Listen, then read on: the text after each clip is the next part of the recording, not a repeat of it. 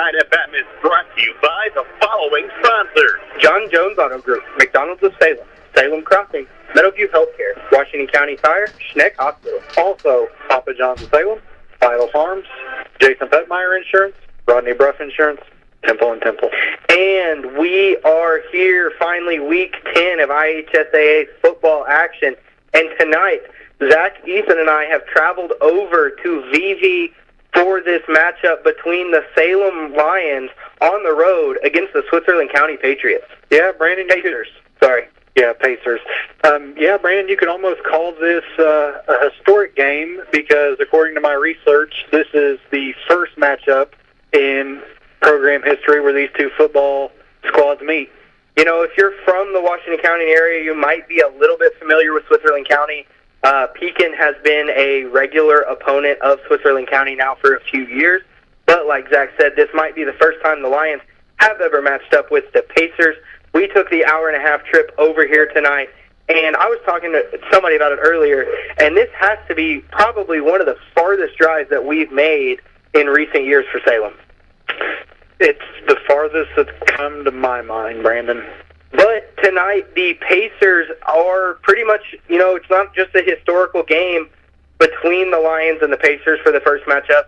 Really, it's probably a historic game for the Pacers in general.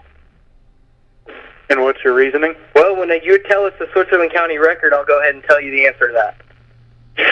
All right, we're going to start out here. The Switzerland County Pacers are 6-2, with their head coach being Ryan Jessup. Is that how you pronounce it, Brandon? That's the way I would pronounce it. He is 43-62 in his 11th year, and all 11 years he has coached the Switzerland County Pacers. Well, here's my reasoning for saying what I did. You look at his record; he's 43-62 in 11 years. That comes out to 4.3, roughly about 4 wins a year, and about 6 losses a year. But you look at their record; they're 6-2. This is one of the better seasons that Switzerland County's had anytime I can think of. I believe last year they were a 6-win team. I looked it up, and I think they were a 6-win team last year, too. Okay. So they've been, you know, I know a few years ago they were like 1-8. Yeah, before that they were like a 1, maybe 2-win team. So it looks like the Switzerland County program is on the rise, and you will see that here with their schedule this year. A few familiar names on there. Zach, go ahead and tell us about them. Yeah, we're going to recap the season for the Pacers so far. Week 1 was a home win against the Crawford County Wolfpack, 44-6. Then week 2, they were on the road to take on Cincinnati Landmark, which was a win, 36-15. Then they were back home against a Sectional 40 team, the Clarksville Generals, where the Pacers were victorious, 48-0. They were on the road for week 4 to take on Milan with a 21-14 victory. Their first loss came in week 5 against North Decatur, where they were shut out 27-0. But then they got it figured out in week 6 against Edinburgh on the road at Edinburgh with a win, 48-6. They didn't play a week 7 matchup, but they did have a week 8 matchup. They were victorious against Brown County at home, 71-0.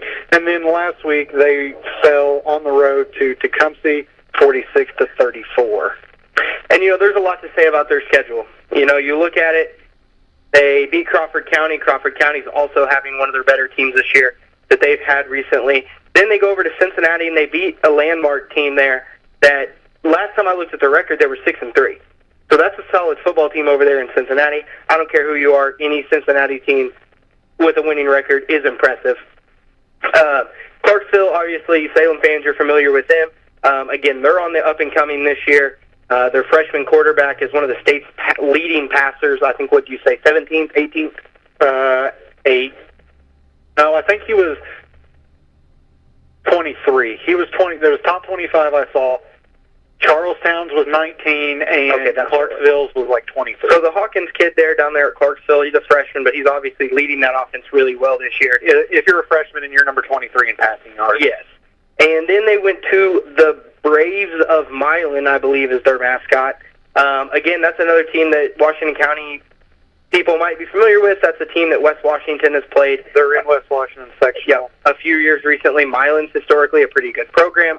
Then that North Decatur team, they're going into sectional as one of the top teams in their sectional. They are the first ones that got a hold of Switzerland County and was able to defeat them. It was 27-0, but that North Decatur team is very good. And then Edinburgh's had a kind of a weird season. They've canceled a lot of their games for some issues they've had in the program. I'm not so sure that Switzerland County wasn't the last team Edinburgh played. That very well could be. And then Brown County, obviously the Eagles of Brown County have not had a great season. I think they're like 1-8, something like that. Right. And then that Tecumseh team. You look at Tecumseh's record, not a record good team. You know, I think they finished the season 4-5 or 5-4, something like that. But again, Tecumseh plays a tough schedule. Switzerland County took a 2.5-hour bus ride to get to Tecumseh, and that could have been a factor that caused that 12-point loss there at Tecumseh. Yeah, and spun off that, I'm going to recap the season last year for the Pacers.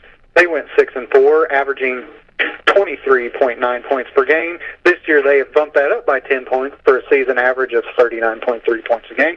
And the defense last year gave up 17.4 points per game, and the Switzerland County defense has improved to only give up an average of 9.3 points per game. They lost in the first round of sectionals last year against Brownstown Central 50-8, which Brownstown would go on to win the sectional. And then, like I said, this is the first program meeting between these two schools. Switzerland County, played that Brownstown team last year. Brownstown ended up losing the regional on like a last-minute play. Last second play. Yeah, there was like 20 seconds left or something when Linton beat them. But obviously, Switzerland County this year is again improving their season averages by a lot. They increased their average output points by 10 points, and they've also decreased their defensive allowance by 8 points. So obviously, this program here is headed in the correct direction. But you never know what to expect. Especially Salem took an hour-and-a-half bus ride. We're playing in an unfamiliar area, and the field's kind of set up differently here is what I'll say. Zach and I were talking about it, is the away team is on the bleacher side of the field. The bleachers are just on one side of the field. There's a hill we are looking at on the other side. The visiting bleachers, or the visiting team bench is right in front of the bleachers, and the home team is by themselves. So, Zach, we have finished conference play. Who was the Mid-Southern Conference champion for this year? Yeah, Brownstown Central came out to win the MSC this year again. They repeated that. They went 9-0, and then second place was Charlestown at 7-2, followed by Scottsburg at 7-2. Salem finished fourth with a 4-5 record. Fifth was Corden Central at 3-6. North Harrison was 6 at 3-6, and to round it out in last place, I can't believe I'm saying it, was Silver Creek at 3-6. Which is very weird because I don't think ever in our lifetime Silver Creek has finished last in the conference. At least since they've had the program. Yeah. And then to go off that, we will go into the sectional 40 standings, which the current team Salem is up against. Now, that, like I say every week, the records for first place may be different than the third place team, but the third place team has a better record. It all goes off if you beat a sectional team in regular season play, which Switzerland County played Crawford County, Clarksville. Yeah, those two schools. In first place was Switzerland County at 6-2, then Paoli at 7-2, Brownstown 9-0, Clarksville 4-5, Salem 4-5, Pell City 5-4, Eastern at 1-8, and then Crawford County rounds it out at 4-5. Which is kind of weird, though. You mention it every week when you go over it, but Eastern being 1-8, Crawford being 4-5, Crawford being below Eastern in the standings. Crawford played Clarksville, which was a sectional matchup. Yes. And Crawford lost. So therefore, and then they lost to Switzerland County. So they had two losses. They lost to Clarksville as well. Yeah. So they lost to Clarksville and they lost to Switzerland County. So they had two losses within the sectional, which is what put them at the bottom, because I don't know that Pekin even played anybody in the sectional other than Salem. Yeah, it was just So obviously those standings really don't matter at the end of the day. But it's always just good to put you out there and see where the state's kind of ranking everybody that we could potentially play against. All right, do you want me to go ahead and go to the impact players for the Pacers? Go ahead and do that. A name I believe you will hear a lot, and we will get into keys to victory, is number 13, running back and free safety, senior Matthew Young. His season stats so far, he has 72 carries for 847 yards, which is an average of 105 a game. He's got 10 rushing touchdowns on the season, 7 receptions, 119 yards receiving, and 3 receiving touchdowns. I don't really have much to say to that. Like you said, we'll talk about it in our... 105 yards, for a 2A school, that's pretty good. I think, for the most part, our players average around 80 a game. Then the second player you will probably hear quite a bit from is number 14, senior quarterback and inside linebacker, Alex Bailey. And his season stats are 18 for 32 for 427 passing yards and 8 passing touchdowns. He has 52 rushes for 284 yards and 3 rushing touchdowns. He is number 4 in the Mid-Indiana Conference in passing yards, and that was with 427. They don't throw the ball a whole lot. That's what I take 32 passes in 8 games, 4 passes a game. And that tells me that the Mid-Indiana Conference doesn't throw the ball. He's number 4. A lot of small schools. And then the third and final player we have tonight, and he is more for defense rather than offense, but he gets quite a bit of offensive time. Number 21, senior fullback and middle linebacker, Colvin Beck.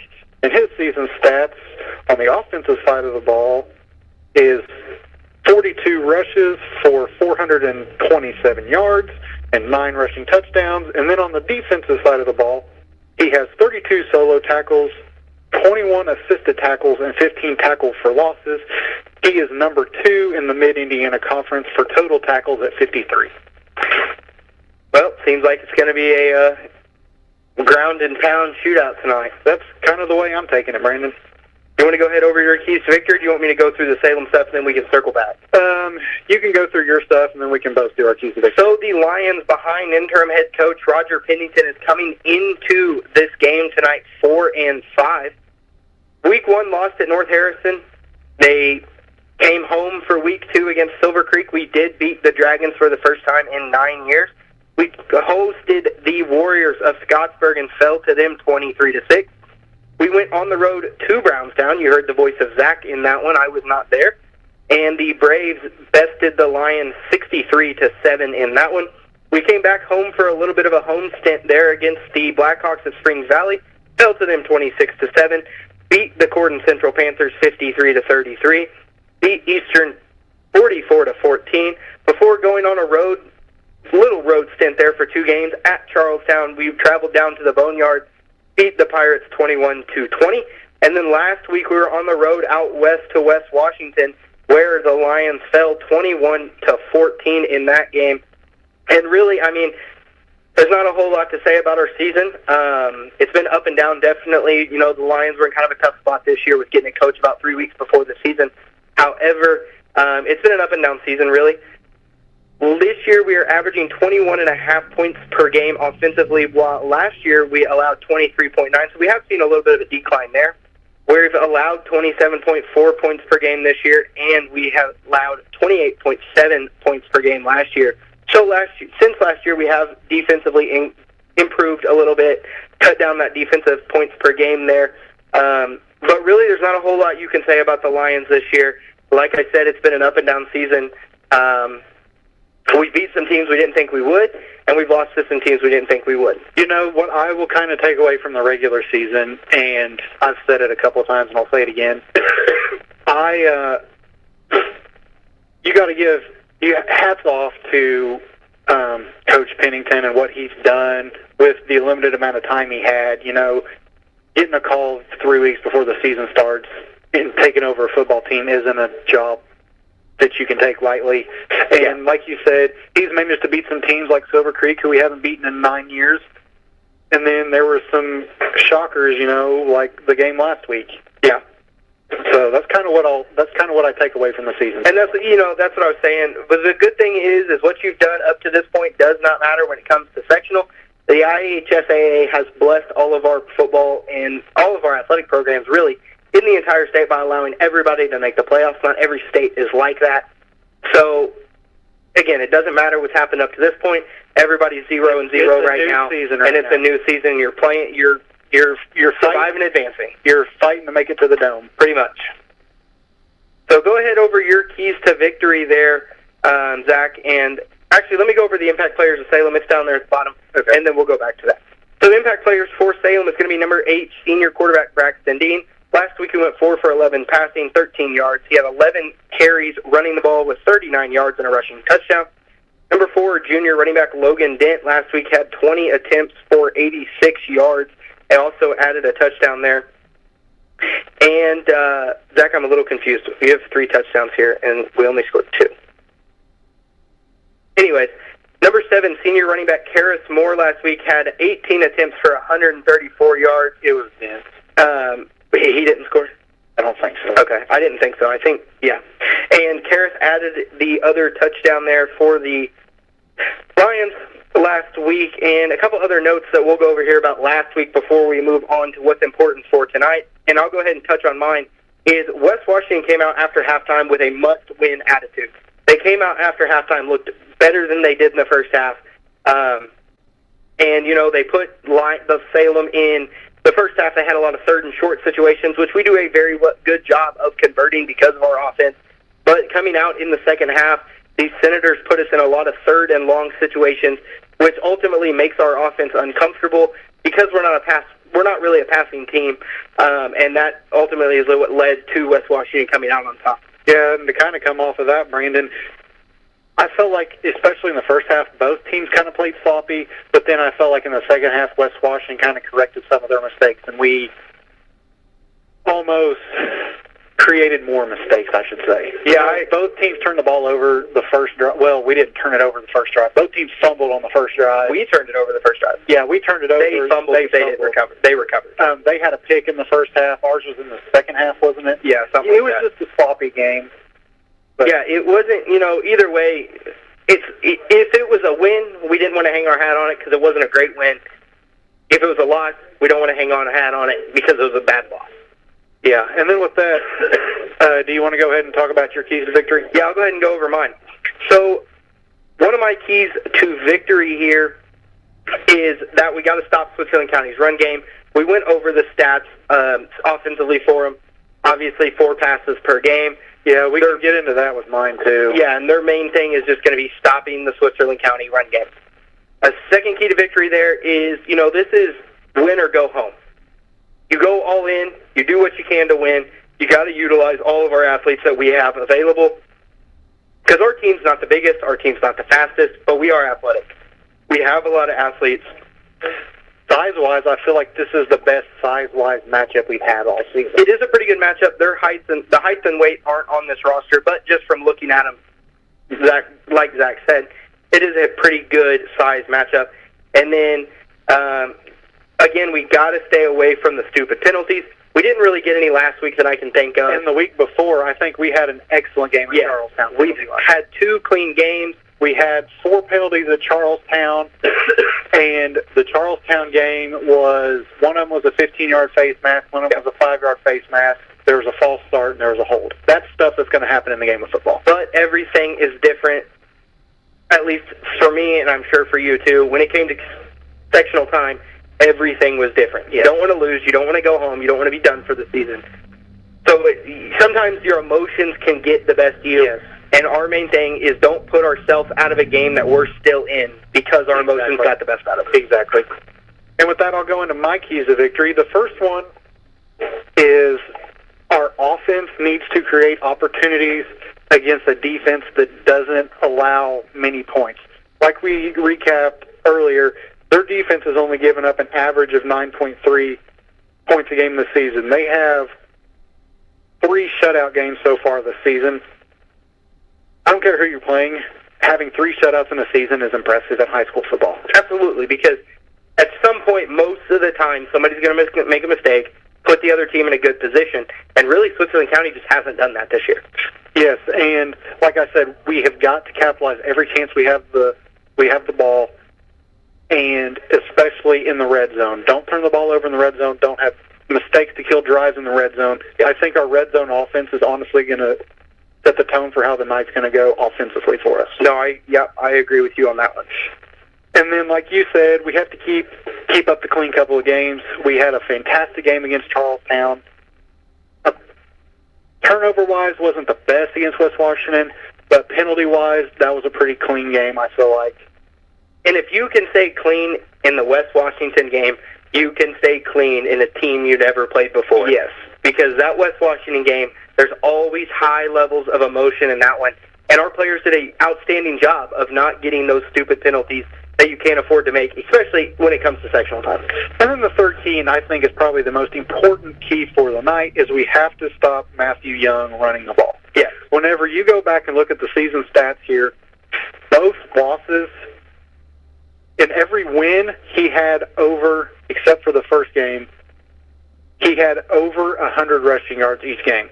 Both losses, in the first loss to North Decatur, he had 26 rushing yards, and then last week against Tecumseh, he had 57 rushing yards. Yeah, that tells me if you can shut down Young, you can shut down their offense. Yep, I completely agree. A couple other notes I've got here for tonight, and I'm sure Zach's a little bit confused looking at them because of the way I worded it, is last week I think ultimately we came out too cocky against the team. I would agree. Because for those that don't know, I was in the gym class, I was listening to these kids, and many of them were saying, like, oh, we don't have to worry about West Washington or anything like that. And we came out, we looked like we weren't worried about West Washington. We got beat 21-14. And they were saying a lot of the things that I was hearing was, oh, we got beat, or they're a terrible team. We don't have to worry about them. Ultimately, we came out and got beat. So my third point there is I've heard the same thing from the kids about this game tonight is, oh, they're 6-2, but they don't play anybody. They're not a good team. So I think that's another thing that is key to our victory tonight is you cannot come out thinking the Switzerland County team is going to be a cakewalk because obviously they're not going to be. Yeah, and this is probably the most evenly matched up game we've been in all season. In the state rankings, and the rankings are where they are because of the strength of schedule. I believe we are 36 in 2A, and they are 37. Yeah, and you know what comes out to that is because they're 6-2, we're 4-5. What comes out to that one spot difference in us being above them is strength of schedule. But just because they have a low strength of schedule does not mean this is not a good football team here at Switzerland County tonight. All right. Do you want to talk about this, or do you want to wait until the game to talk about that? We can go ahead and talk about some of it. Let's go ahead and talk about this part here first. All right. Some other local games going on. You just want to go ahead and say that, and I can talk about the bracket? You can go ahead and say that. I was going to talk about the bracket. It's right here. Oh, I have West Washington and Salem's. Okay, you can talk about West Washington tonight. Okay, I'll just do this. A couple other local games we've got tonight is we have another battle of, 403. Silver Creek is on the road at Charlestown tonight for sectional round 1. Corden is at North Harrison. Got a couple good matchups there for, some rivals. They drew the county games. Yep, and then the third and final game we've got written down here, Edgewood at Scottsburg. And then Zach's going to talk about some other matchups that are local to our area. Yeah, we will talk more about this as the games progress. But for Sectional 47, which is the one West Washington is in, Milan has a bye in the first round, and they will play the winner of South Decatur and Eastern Green. And then West Washington traveled to Knightstown tonight, which is a good 5-4 matchup for both teams, and they will play the winner of Greenwood Christian and North Decatur. So a couple good matchups around the area, and then go ahead and tell us about Salem's market, Zach. All right. A repeat of last week, Crawford County is going to be at Clarksville, and they will play the winner of the game we have in front of you tonight. Brownstown is on the road. They will start at 7:30 Eastern Time to take on Tell City, which was a rematch of round 2 in the sectional championship last year. And then they will play the winner of Eastern at Paoli. So pretty good matchups there in our sectional tonight in sectional 40. One thing that I want to talk about, and Zach and you have already talked about it, is Crawford County played Clarksville last week at Clarksville, and they play at Clarksville against Clarksville again tonight. Both 4 and 5 teams, and it was a 1-point ball game last week. I think we are going to take a break here and play the national anthem, and we will be back for the kickoff of Week 10.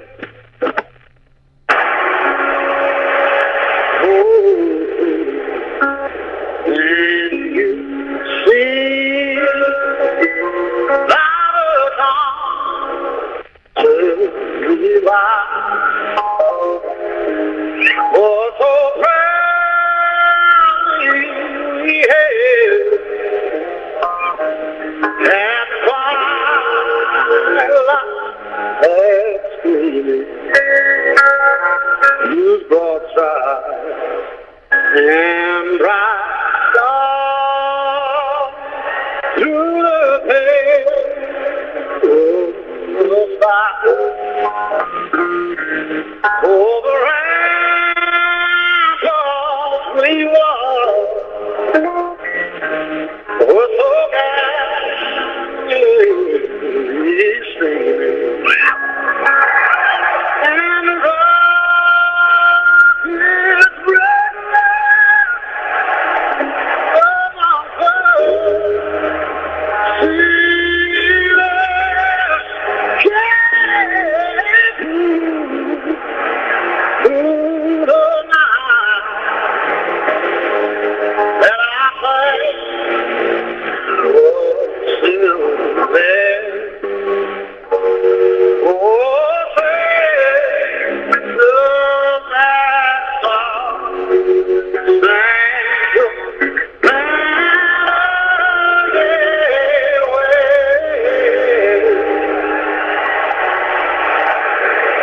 Oh, the land of the free and the home of the brave. WSLM 97.9 FM. This has been the Salem Lions pregame show, brought to you by the following sponsors. John Jones Auto Group, McDonald's of Salem, Salem Crossing, Meadowview Healthcare, Washington County Tire, Schneck Hospital. Papa John's of Salem, Vital Farms, Jason Petmeyer Insurance, Rodney Bruff Insurance, Temple and Temple. And we are ready for the coin toss, which is a simulated coin toss, by the way. Really? They did the actual coin toss earlier. That was in the pre-game program that guy sent. So for those that don't know, most of the time they do a coin toss while the teams are warming up, and then they come back out when pretty much all more fans are here, and they go ahead and show what happened. But for the moment, it looks like Switzerland County won the toss, deferred, and it looks like the Lions will be receiving first thing here to get this game underway. And Zach, I am excited for this one. Yeah, sectional ball is a whole different animal. There's teams that haven't won hardly any games in a season that make a run. There's upsets. It's an emotional game, and it comes out here whenever it's win or go home. Sometimes, you come out to a game or you see a team, they might be, like you said, they might be 2-7. But they might be a 3A team that plays all 5A teams, and when they get to their sectional, they're a 3A team playing 3A teams, and all of a sudden it's evenly matched up, and they come out and they win their section. Yeah, one that really comes out to me is a few years ago, Bloomington South was a 2-win team, and they ended up going to regional or semi-state. Yep, so you never know what's going to happen, but for the moment, number one, Lane Turner, freshman, is set to kick for the Pacers. He kicks it, and it's kind of a short kick down to about the 25-yard line, where it's going to be fielded by Dylan Walters, who cuts up the middle, and he's got a hole to run through, and he is brought down from behind. There is a flag on the play, and I think that's going to be a face mask, maybe? I'm not sure. It didn't look like a face mask. It wasn't a horse collar. So I'm not sure. For the moment, the ball's at the Lions' 44-yard line. He dropped it at the spot of the tackle, so this might get added on here. The refs are having conference. It's going to be holding on the Lions. You normally don't see a whole bunch of holdings on the Lions. You normally see, or not a whole lot of holdings on kickoff returns. Most of the time, you just see blocking the backs. Yeah, that was kind of an odd call, and that leads kind of into another point is the officiating in sectional games is a little stricter than in regular season games. That, and you never know who you're going to get. Well, that too. So the sectional refs are assigned by the state, not the schools, whereas normally games are assigned by the schools.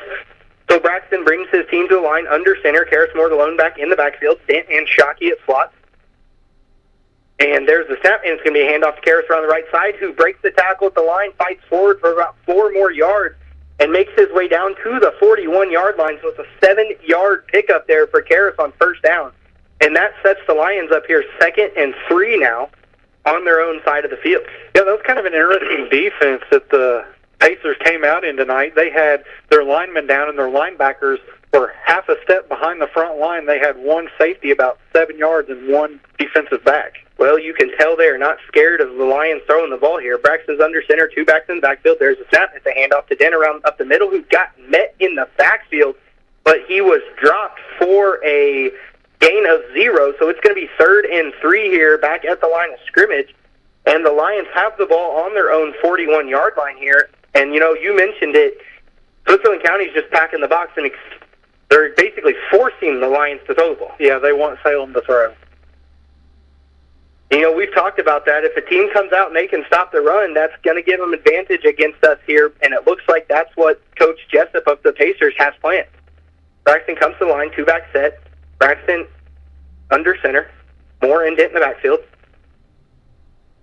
There's a snap. It's going to be a toss left to Dent. Dent cuts up the middle, finds a hole, runs through it. He's across the 50, and he's down to the 46-yard line of the Pacers, so that is a 13-yard pickup there for Logan Dent on 3rd down, and that is good for a Lions first down. That was just a good hard run by Logan Dent. He was carried a couple defenders, bounced off tackles, and eventually had to get gang tackled to get brought down. Great blocking there from up front on the offensive line to open a big hole for Dent.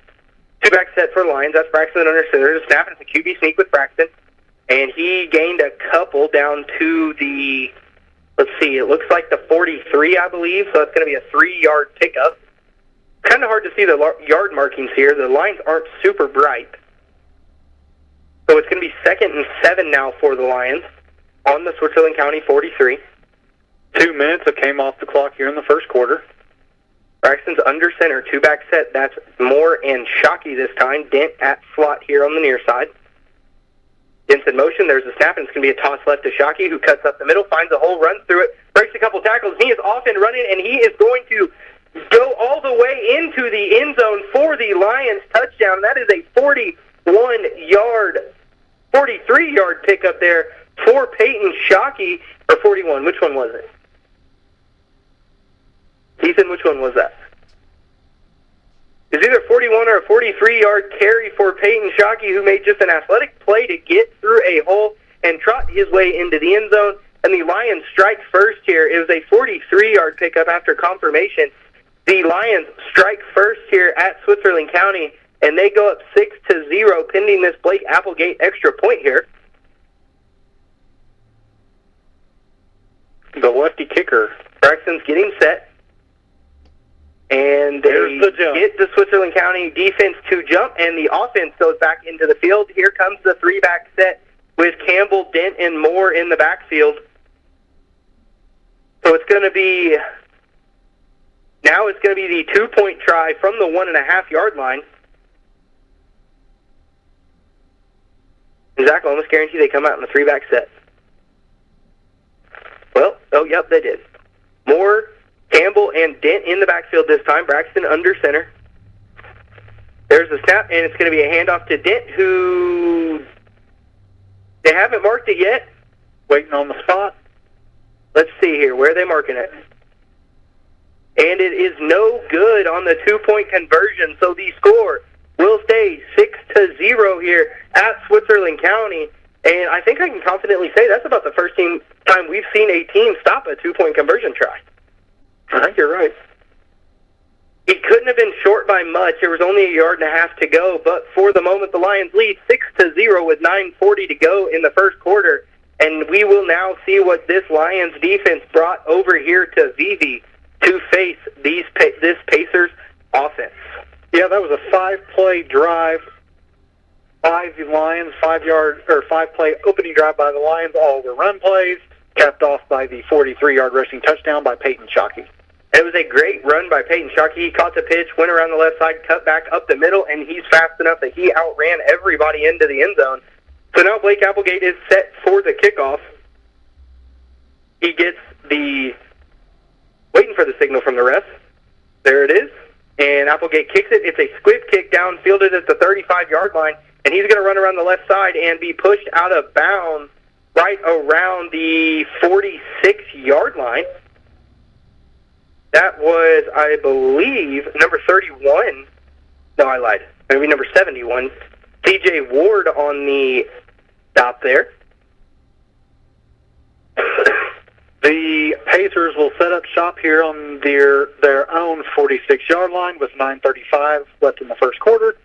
6-0 lead for the Lions. They set it up at the 44. It looked like they marked it a little bit farther, but they didn't. So they come out in a wishbone formation, 3-back set for the Pacers. Bailey's under center, 3 backs behind him. And there is the snap, and it's a handoff around the left end to number 21, Colvin Beck, and he is pushing his way forward hard for 7, down to the Lions' 49-yard line. And one thing we got to look out for tonight, I haven't seen a whole lot of Switzerland County's offense, is all the misdirection.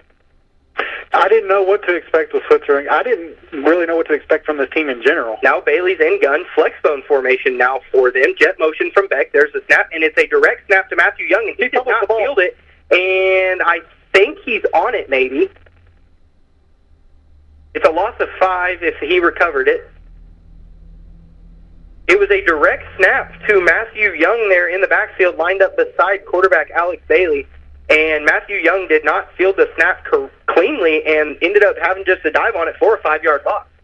So now it's 3rd and 8 for the Pacers here on their own 46-yard line. Given by what the offense is for the Pacers, that could be huge, given that they're not really a throwing team. Again, flexbone formation for the Pacers. Bailey under center this time. It's motion from Beck. There's a snap, and it's going to be a quarterback keeper from Bailey. He's around the right side, stiff arms a Lion, and he is down to the 30-yard line where he is knocked down by Mason Quinlan. And, Zach, we are familiar with the option play, and it looked like Alex Bailey and Matthew Young ran it perfectly there. That was just a midline dive, quarterback pull there down the right side, and a big pickup there of about 24 yards there for Alex Bailey. Yeah, for those of you who are familiar, they are running an offense very similar to what we ran in the Coach Hartsfield era. Flexbone formation once again for the Pacers. Bailey under center. Single back set for the Pacers. Matthew Young's in motion at slot. There's a snap, and it's a handoff to number 10, Keaton Mosley, up the middle. He does not get much, maybe 3 there. I think it's also important to note that they come out in a heavy personnel. They got twin tight ends. Yeah. They don't have any receivers. They just have one receiver over here on the near side. Oh, I didn't see him. So that was a 3-yard pickup there for Mosley on first down. So it's going to be 2nd and 7 now for the Pacers. Back to the wishbone for the Pacers. 3-back set behind Bailey under center. There's a snap to Bailey. He's going to hand it off around the right side to Matthew Young, who cuts up the middle, runs over one of his own blockers before being brought down by Karis Moore. He's going to pick up, I believe, about 5 yards. So it's going to be 3rd and 2 now for the Pacers. Ball is on the Lion 22. Bailey's under center. Wishbone formation, 3 backs behind him.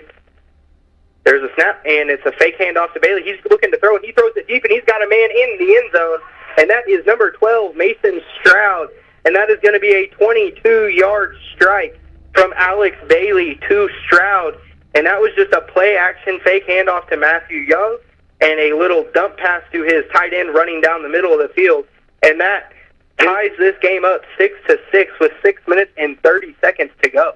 The tight end was just lost in coverage. They lost him in the misdirection, and he snuck his way into the end zone for an easy 6. Turner's in for the kick. There's a snap. Bailey gets the hold, and he's going to have to keep it himself. He's rolling to the right side, and he throws it across the middle high. Intended target was number 21, Colvin Beck. It was a bot snap, and it was just a fire pass there for the 2-point conversion, which is no good. So it stays 6-6 here. And, you know, Zach, we talked about it. Switzerland County was all in on Salem's run game. Salem was all in on Switzerland County's run game, and Switzerland County beat us over the top. I've been saying it, and I'll keep saying it. I think this game's going to come down to who has less mistakes or who has the ball last. I think it's going to be both. Who has the less mistakes and who has the ball last, because they made the least amount of mistakes. 6:30 remains here in the first quarter, and we are tied 6-all over here at Switzerland County. Turner is getting his team set for the kickback. Deep to receive for the Lions is number 3, Peyton Shockey, number 8, Braxton Dean. The Lions are in a 6-3-2 formation on their kickoff return. Pretty normal for the Lions here. One thing that Switzerland County does to throw off kick return teams is they huddle with their kickoff, so you never know who's going where and where the ball's going. So Turner gets his team set, and there is the kick, and it's a pooch kick down to about the 30, and it's going to go through the hands of Ethan Campbell, but he is going to, I think, dive on it. He actually gained about 4 yards about 9 yards from fumbling the kickoff there. Shout out to a birthday for Ethan Campbell. Ethan Campbell's birthday. Happy birthday. Daniel Perry's birthday yesterday. Happy birthday, DP. So the Lions offense will take over 1st and 10 at the 38-yard line on their own side of the field here after the 9-yard fumbled gain on the kickoff. I held my breath there when that ball was rolling. That was scary. Braxton comes out under center. Harris Moore the lone back. Logan Dent at near slot. 2 receiver set for the Lions. Line gets set. Dent's in motion. There's a snap, and it's going to be a handoff to Karras up the middle, who gets his way forward for a pretty big gain there of about 7 yards. So that's going to be a 7-yard pickup for number 7. And that brings up 2nd and 3 now for the Lions here on their own 45-yard line. I've noticed the crowd for both sides is scarily quiet tonight. It's the first really cold game I think we've had all year, and I think that's kind of making people uncomfortable. Yeah, the temperatures just stopped like they saw a state trooper. Braxton's under center. Karras the lone back. There's the snap. Braxton's looking to throw. He's going to throw out wide to Rory Davidson, who catches at the 50, makes a move, and he gets stacked up at the 50-yard line. So it's going to be a 5-yard pitch and catch from Braxton Dean to Rory Davidson, and I believe that is Rory's first catch of the season here. And what a time to come on 2nd and 3 in the sectional first round. Yeah, way to step in when your name is called and have the senior receiver pick up a first down. So the Lions break the huddle, come to the line. Braxton's under center. Karras the lone back. 2 slots are Dent and Shockey. Ethan Campbell the near receiver. Braxton gets his team set. There's a snap. He fakes the handoff to Karras, hands it off to Peyton around the left side.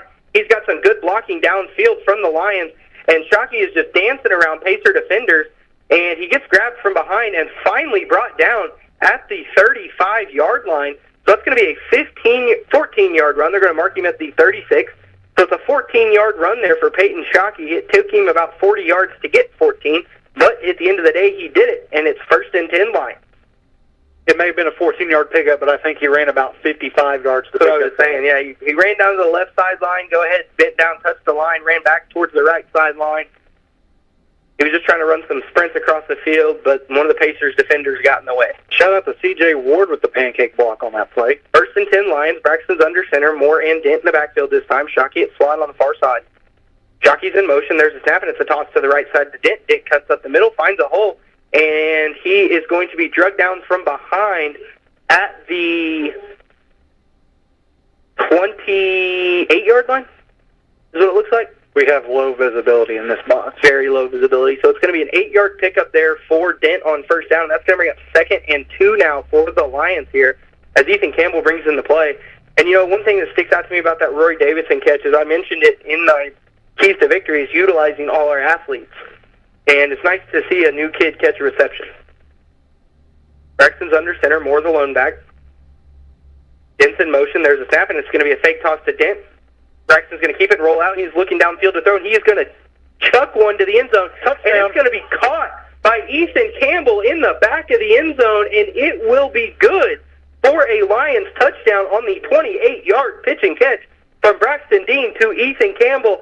And that is Ethan's first receiving touchdown as he gets flattened by Cade Romero on the sideline over here celebrating. That's going to be Ethan Campbell's first receiving touchdown of the year. And Braxton just threw it up, said, my athlete's better than yours, and he went and got it. And the Lions' 2-point conversion offense will stay on the field here. How's that for a birthday present, Ethan? A 28-yard receiving touchdown. Great athletic play there from Ethan to go up, high point the ball, and come down with it in coverage. And now the Lions are out in the 3-back set with Braxton under center. I expect to see that quarterback boot play right here. Braxton takes the snap, fakes the handoff to Logan Dent, rolls out to the left, and throws it to DJ Ward, who was standing by himself. And it was 14-6 now. Lions lead with 3:53 to go in the first quarter. And, Zach, what did I say I would expect to see on the two-point conversion? The boot, and well, it was a little difference. We threw it on the boot. Yeah, I think it's always a design pass, but I think most of the time Braxton's just running by himself.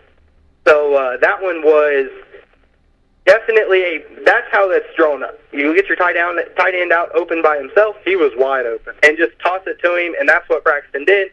So it is 14-6, Lions over the Pacers. 3:53 to go here in the first quarter, and the Lions kickoff team is getting set for this kick. In other MSC action, Charlestown has a 7-6 lead over Silver Creek. Kind of surprised Silver Creek scored this quick. Applegate is set to kick here for the Lions. He's waiting for the signal from the refs. There is the whistle, and the Applegate kick. Again, it's a squib kick that's going to be fielded deep at the 25-yard line. Well, it's going to go through the hands of a Pacer, and it's going to be knocked out of bounds by number 12, Mason Stroud, and that was just not good kickoff return coverage there from the Pacers as they set themselves up deep in their own territory. I think what was important on that is the Pacer touched the ball, which then allowed it to roll out of bounds without being a penalty. It looks like the ball is at the Pacer 23-yard line, I believe. So the Pacers have the ball first and 10 at their own 23-yard line. They come out. Bailey's in gun this time with Matthew Young behind him. There's two wide receivers to the near side, one to the far side, three receivers set. There's a snap. He hands it off to Young up the middle, who gets absolutely nowhere before he is met by Cage Calloway. And that is going to be a 0-yard gain for the Pacers. Great defensive play there from Matthew Young, and the radio station's getting a phone call. Switzerland County will come out in about any package you want, try and throw the defense off. We've seen them out in about 4 different formations so far. So they come back to the line. Bailey's under center. It's a flex bone for the Pacers this time. That is Beck in motion. There's a snap, and it's going to be a counter play to Matthew Young up the middle, who breaks a couple tackles and spins his way down to the 32-yard line, I believe. I've noticed Matthew Young carries the ball far from his body. Yes. So it's a 9-yard pickup there for Matthew Young, so that brings up 3rd and 1 now for the Pacers here on their own 32. It is really hard to see where they're marking this ball. The field, for those of you listening at home, the field's barely painted, and I'm not going to say this is the best lighting I've seen on a football field. Yeah, I agree. Wishbone formation for the Pacers. Bailey under center. There's a snap. It's going to be a quarterback sneak with Bailey, and he gets a big push from his offensive line, and he is all the way down to the 38-yard line. So that was a 6-yard pickup on the quarterback sneak there from Alex Bailey. And that sets the Pacers up 1st and 10 now on their own 38. 2:20 remains in the first quarter, 14-6 lead for the Lions.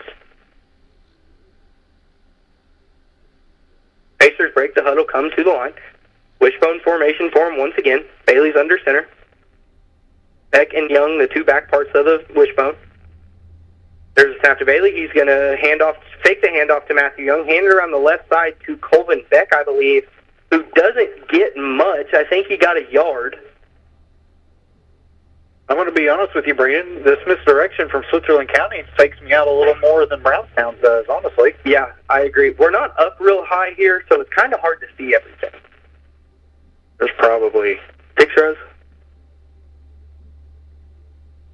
I counted 9. Okay, so 9 rows of bleachers between us and the field. So it's not like Salem where we're up a lot higher. The Pacers have 2nd and 8 now. They come out in gun formation. Bailey with Young to his right, 2 receivers on the near side. There's a snap. Bailey hands the ball off to Young, who cuts up the middle, breaks a couple tackles, breaks another tackle, and is dragging Lion defenders down to who he lost his cleat. 49-yard line, I think, is where they're going to mark him. So it's going to be a... How far of a pickup was that, Ethan? They're going to mark him at the 50, so I think it was an 11-yard pickup there for Matthew Young. It was a hard-fought 11 yards. How's that for tackling low? We ripped his cleat off. He is a hard runner. He's tall. He's not real big, but he is a hard runner. They come back to the line. Flexbone formation this time. There is motion from Beck. There's a snap. Bailey's going to fake the handoff, keep it himself, run around the right side, break a tackle, and be drugged down by Harris Moore, but not before he picks up 3 yards. So it's going to be a 3-yard pickup there for Alex Bailey, and that's going to set the Pacers up 2nd and 7 in Lion territory now on the 47-yard line. Bailey is the leading rusher tonight for the Pacers at 33 yards. And like we talked about, we've seen about 4 different formations from the Pacers, and that's really hard to play defense against. Coming out in different packages and personnel. And they break the huddle, come to the line. Flex bone, but this time Bailey's in gun. Receiver on both sides. There's a snap to Bailey. Bailey's going to fake the handoff. He's going to keep it himself around the right side, and he is going to break a tackle at the 40, and before he is stacked up by a group of Lions, he is going to get down to the 39 or the 38. Which one are they marking him out here? 8. Let's see, they're trying to figure out something here. So we're going to mark him at the 38-yard line. So that's going to be a 9-yard pickup for Bailey there on 2nd down, and that is going to be a first down for Switzerland County and the end of the first quarter. But that brings us to the end of the first quarter, so we will be back after a short commercial break. Many thanks to our fine sponsors. Salem Lions High School football continues in just a moment on WSLM 97.9 FM.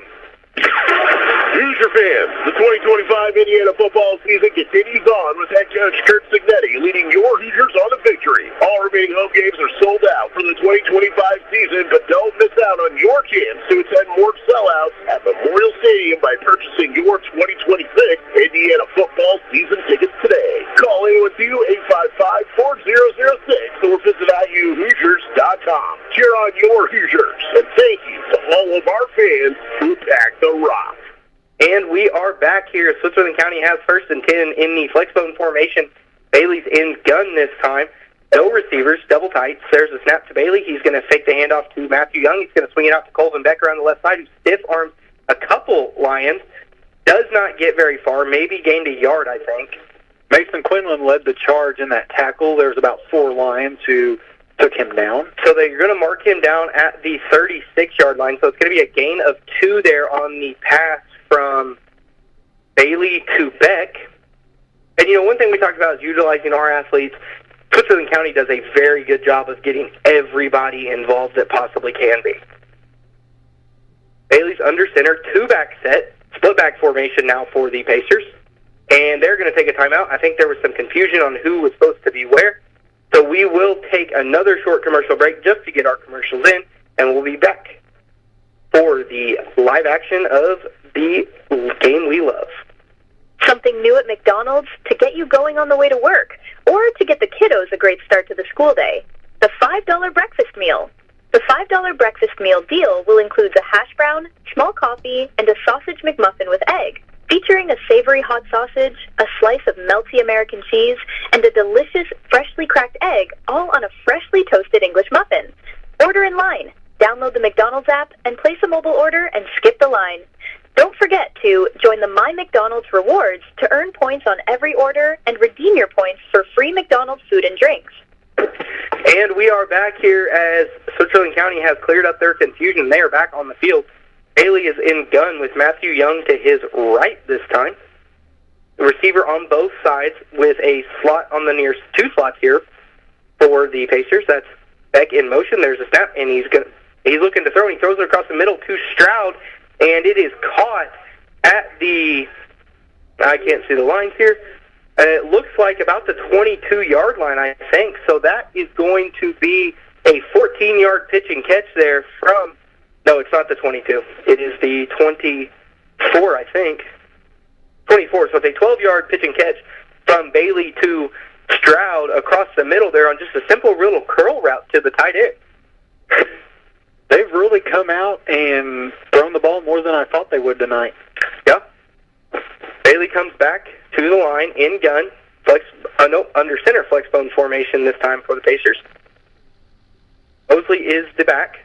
Matthew Young's in motion. There's a snap. It was a fake handoff, and Bailey had nowhere to go this time, and there was just not a whole lot of blocking there on the right side as Bailey was thrown out of bounds, and that's going to be a pretty big loss there for Switzerland County, and the refs are trying to get the clock stopped. So that was a loss of, where's the ball at now? 20. They're down at the 29, so it was a 5-yard loss there. Bailey's under center. Wishbone lined up behind him. There's a snap. It's a fake handoff. He's looking to throw. He's got some pressure from Bryden Stafford. He gets away from it, throws it down the field, and it's going to be caught before he is pushed out of bounds. And the intended receiver was number 12, Stroud, for the Pacers, but he caught the ball but was pushed out of bounds by, I think, Ethan Campbell there on the sideline. So that brings up 3rd and 15 now for the Pacers. We've not seen a 3rd and long tonight. No, we are putting them in an uncomfortable situation. Bailey's in gun. 4 wide for the Pacers this time, 1 back. There's a snap to Bailey. He looks back to throw.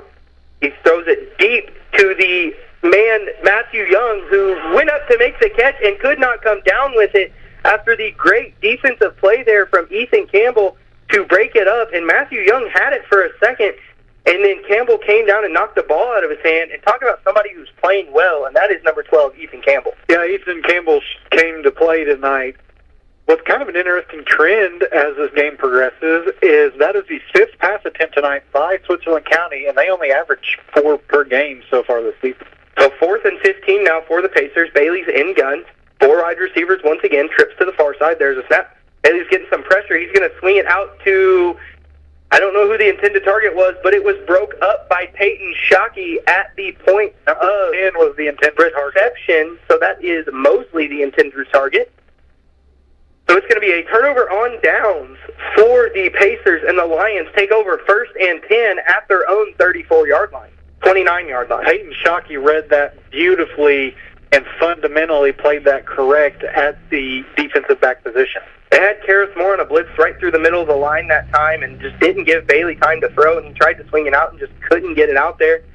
So the Lions take over 1st and 10. They come out. Braxton's under center, 1 back set for the Lions. That is Karis Moore. There's a snap, and it's a handoff to Karras, who breaks another tackle, and is dragging Pacers defenders before being pushed backwards about the 35-yard line? 36-yard line? 9:40 remains in the first half. Salem still has the lead, 14-6. 7-yard pickup there for Karis Moore, so it's 2nd and 5, so it's 5-yard pickup. No, it was a 3-yard pickup. I don't know what's going on. For 7 yards, it's 2nd and 3. Braxton's under center, 2-back set, Moore and Dent. There's a snap toss around the left side to Dent. Dent finds a hole, breaks a tackle from Matthew Young, and is drugged down by his arm, Stroud, at the 48-yard line. So that is going to be a 12-yard pickup there for Logan Dent, and that sets the Lions up 1st and 10 at their own 48-yard line. Dent is at 33 rushing yards so far. Switzerland County making some substitutions here. Braxton breaks the huddle, comes to the line. Moore and Shockey this time in the backfield. Dent's at near side slot. Ethan Campbell, far receiver.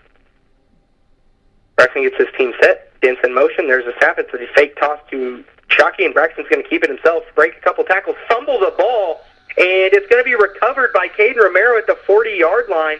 And I'll tell you one thing, that was a County had no idea that ball was fumbled, and it's a 13-yard pickup, 12-yard pickup there. There was 4 Pacers around that ball, and not a single one of them went for it. No, Braxton was kind of carrying it loosely, got it punched out from behind. It was a great tackle from the defender there to punch the ball out. But like you said, I don't think anybody even saw the ball was on the ground. They were looking at Braxton laying on the ground thinking the play was dead. Braxton's under center, Karis Stallone back this time. Near receivers, Rory Davidson. 1st and 10 at the 39, at the 41. Peyton Shockey's in motion. There's a snap toss left to Peyton Shockey. Great block from Logan Dent there to give Peyton Shockey the edge. And he is chased down from behind by Matthew Young. Down at the 26-yard line. So it is Was that a 15-yard pickup? I believe so. 15-yard pickup there from Peyton Shockey on first down gives the Lions another first down. Braxton's under center. Moore and Dent in the backfield this time. This would be the perfect time to run a post route, too. Yes. Braxton takes a snap. He drops back. He fumbles the snap, keeps it himself, gets brought down immediately from behind. I think he gained a yard, though. I have never seen so many fumbles that go for positive yards. Yep. That is another one. So it's a 1-yard pickup there for Braxton Dean. So it's going to be 2nd and 9 now for the Lions at the 25. And Braxton just did a bad job of not really handling the snap before he tried to run with it. I think he was getting a little carried away. He saw the blitz coming from the A-gap. Yep. Braxton comes out under center. Moore, Karras the lone back. Dent and Shockey at slot. Braxton takes the snap, hands off to Karras on a quick handoff, who got met immediately and dropped in the backfield. It's going to be a 1-yard loss there for Karras, and that's going to set the Lions back at the original line of scrimmage at 3rd and 10 now. Beck read that play beautifully for the Pacers. It was almost like a Troy Polamalu play. He timed the snap and filled the A-gap, and that's right where the ball was going. Actually, that was a loss of 2 for Karras, so it is 3rd and 11 now. Ball is at the 27-yard line at the Pacers side of the field here. Ethan Campbell brings in the play. Braxton breaks the huddle. 3rd and long hasn't been normal territory tonight for the Lions. Karras, the lone back in the backfield. Pacers showing blitz. There's a snap and fake handoff. Braxton's going to throw, and he hits Peyton Shockey out of the backfield, but Peyton doesn't get very far, so it might be a gain of 3. Peyton's a little guy, but it took 4 or 5 Pacers to bring him down. Yep. Going to be a gain of 3 to the 24-yard line. So it's going to be 4th and 8 for the Lions here on the Pacer 24-yard line. Rory Davidson brings in the play for Braxton. We got 6:05 to go here before halftime. Braxton breaks the huddle, comes to the line. Karras the lone back. Peyton and Logan at slots. Your receivers, Rory Davidson.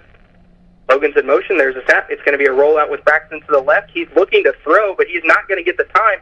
And it's going to be caught, I believe, by Caden Romero at the 12-yard line. It's a 12-yard pitch and catch for the moment. Great catch by Romero there on the sideline. We haven't called his name a whole lot on the receiving end of the field, but great catch to move the sticks for a first down there and set the Lions up on the 11-yard line. He toe-tapped and got both feet in on that one. 13-yard catch there for Caden Romero, and that sets the Lions up 1st and 10 on the 11-yard line. Braxton's under center. Karras and Logan in the backfield. 2 receivers set. There's the snap to Braxton. He's going to toss around the left side to Logan, who bobbled the pitch and got nowhere. Even if he got it cleanly, he had nowhere to go. That's going to be a loss of about 3 yards there for Logan, I think. That's going to be a 5-yard loss for Logan back to the 16-yard line, I believe is where they're marking him. So it's going to be 2nd and 15 now for the Lions offense. And great defensive play there from the Pacers. They were fully anticipating the play to come to the edge, and it sure enough did, right into their hands. So Braxton's under center. Harrison Peyton in the backfield. Dent's near slot. Dent's in motion. There's a snap. It's going to be tossed left to Peyton.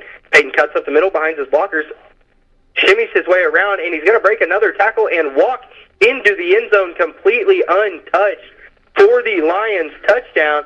And that extends their lead to 20-6 here, pending the extra point. And they're going to be going for 2 in that 3-back set here. So they are sending the 3-back set and DJ Ward onto the field here. And I'll tell you what, one person that's fired up is Daniel Perry here on the sideline. He's chest bumping everybody over here. Yeah, he's over here dancing on the sidelines, having the time of his life. Staring at the Switzerland County cheerleaders. So the Lions offense breaks the huddle and comes to the line here. 3-back set, that's Karras, Ethan Campbell, and Logan Dent in the backfield. Braxton takes the snap, and it's going to be a toss left to Dent, who He's pushing. is denied, I believe, and he is. So Denied. it's not going to be good. So it is 20-6 with 4:57 to go. And Zach and I are going to try to get in a short commercial break real quick, and we will be right back. Your farm is more than just land. It's your livelihood and your passion. Springer Insurance and Indiana Farmers Insurance will work with you to review your farm's unique needs and find the right coverage for your home, barn, buildings, equipment, and more. Call Aaron at Springer Insurance in Salem at 812-896-3687 for a farm policy that works as hard as you do. And we are back here at Vivi for the matchup between the Switzerland County Pacers and the Salem Lions. Here the Lions lead 20-6 with 4:57 to go before halftime. And Blake Applegate is in to kick after the Peyton Shockey touchdown run. And Applegate is set to kick. He kicks it. It's another squib kick that's going to be fielded about the 28-yard line by Stroud. He's going to cut out to the left side, try to get a cut around a couple tacklers, get nowhere, and be stopped at the, let's see where they mark him at, 36-yard line. So it's going to be 1st and 10 Pacers at the 36-yard line. 4 tacklers for the Lions on that kickoff coverage. 4:51 remains in the first half, 20-6, Lions over Pacers.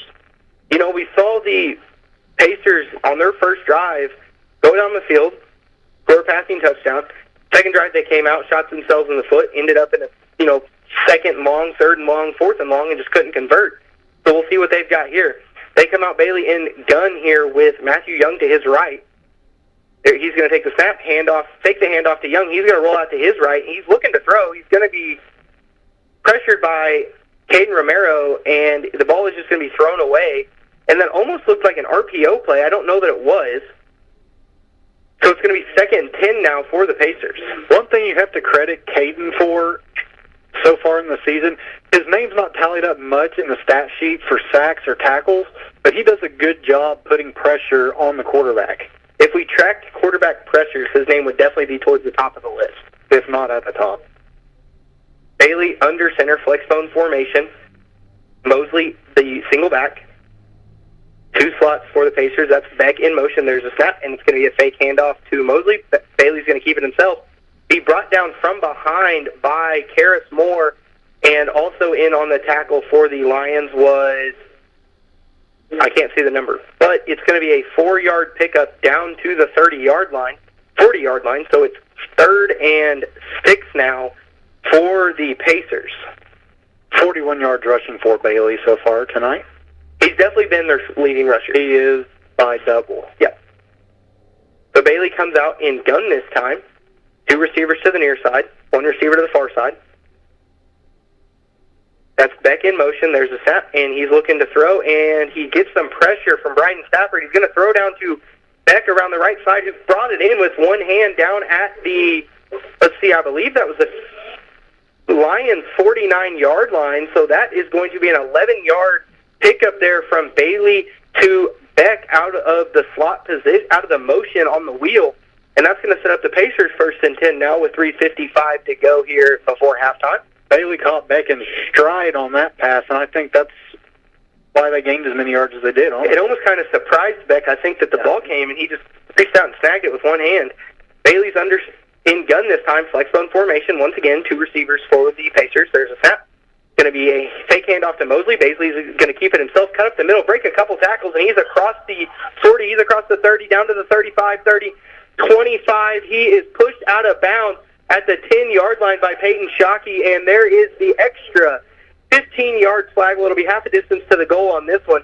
So there's another one, and there's a 3rd flag, and those were on Switzerland County. And I don't know what number that was, but he might have just seen himself get ejected. I think that was Bailey. Because 2 flags came out. For those listening at home, Bailey went out of bounds, was past the out-of-bounds line, got pushed, fell on the track, and then there was some jawing going on where 2 additional flags came out. The IHSAA is cracking down on that. And we are going to see who The first one's on Peyton Shockey. And I think the next 2 are on Switzerland County. I believe so. So I will say, though, one thing here is, for the moment, it's like a 39-yard pickup for the Pacers. So it's going to be unsportsmanlike on Switzerland County. Let's see what happens here.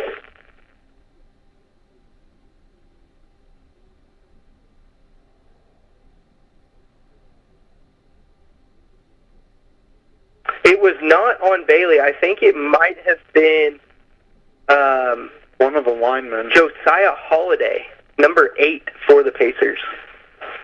I want to say who that was. I think it was a single-digit number. There was a bunch of people in that area. It was hard for us to decipher what was really going on. So let's see here, because those penalties, I believe, should offset, unless they do half a distance to the goal minus 15, which is possibly what could happen here. So the ball is going to be placed here as soon as the refs figure it out.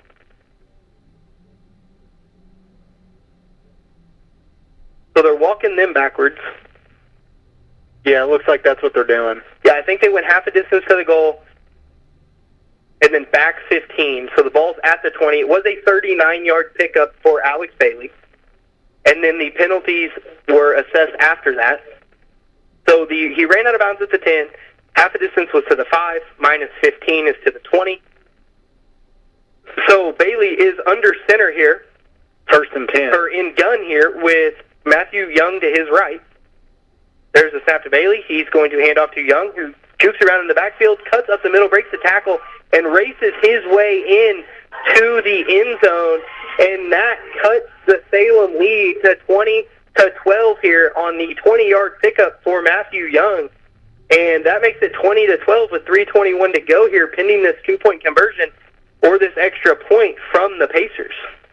They are sending on Lane Turner, it looks like, for the kick. Let's see if this PAT goes a little smoother for the Pacers in the first one. Good snap is very important to a PAT, and they did not get that last time. Bailey is the holder, Lane Turner the kicker. There's a snap. It's a good snap. Hold is down, kick is up, and it looks good, and it is. So that cuts the Lion lead to 21-13 here with 3:21 to go, and the Lions offense will be the next on the field, and we will see what Coach Pennington has for the Lions here before halftime. Yeah, that looked like it was a 5-play drive for the Pacers. Shortest drive of the night so far for the Pacers. And, really, that Matthew Young run, he took the handoff in the backfield, made a couple of moves right as soon as he got the ball, got out of the way of some defenders, and was pretty much down the middle of the field then at that point untouched. And somebody tried to catch him before he got in, but he was tripped into the end zone. So the Pacers lead, or the Lions lead, 20-13 here.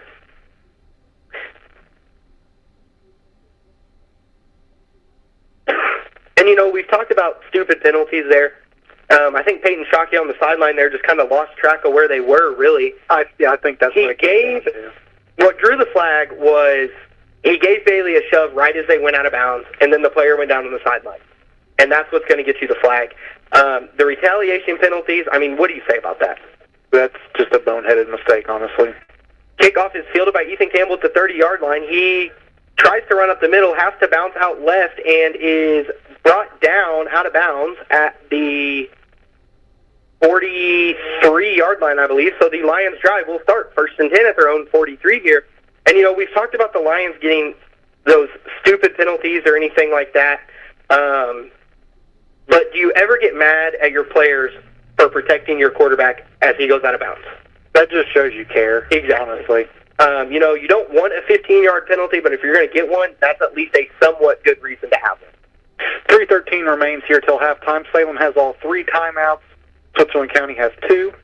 Update for you basketball fans, Kentucky is up over Purdue 74-57. Braxton's under center, Karras the lone back. Dent's in motion, there's a snap, it's going to be a toss left to Dent. He tries to bounce out left, gets met by a Switzerland County defender, and that is a big boy there on the left end. And he is going to be dropped at the 40 for a loss of 3, and that is Grayson Level. He's only a sophomore. He is big boy, and he is fired up out there right now. after that 3-yard tackle for loss.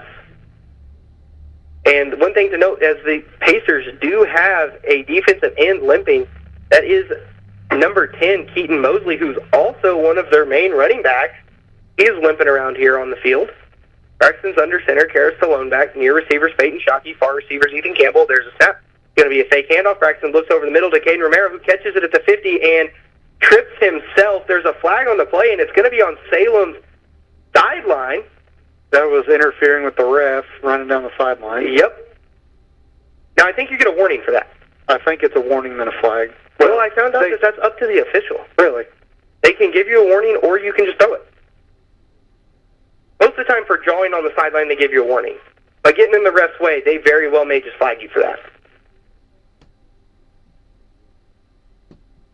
So the pass went down to the 39-yard line.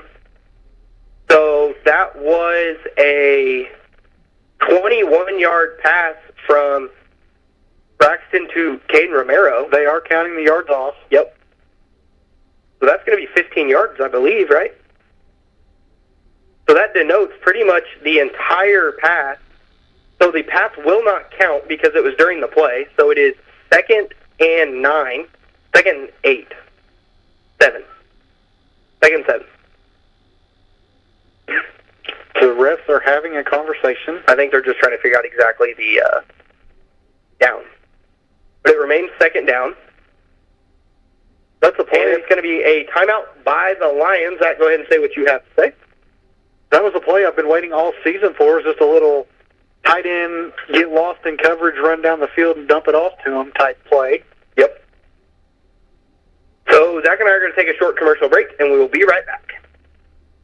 I'm Lauren Mitchell, and we're drawing near the end of another week in October, and starting out the day with mild temperatures and mostly cloudy skies this morning, but turning to sun before noon with a high of 70. We'll be at 49 for sunrise at 7:56 a.m. on Friday, and hitting a high of 71 for the final regular season game day weather for high school football. Good luck to our area teams as they finish out the season and prepare for sectional action next week. Looking ahead at the weekend, rain will be in the forecast late Saturday night and continuing until about noon on Sunday.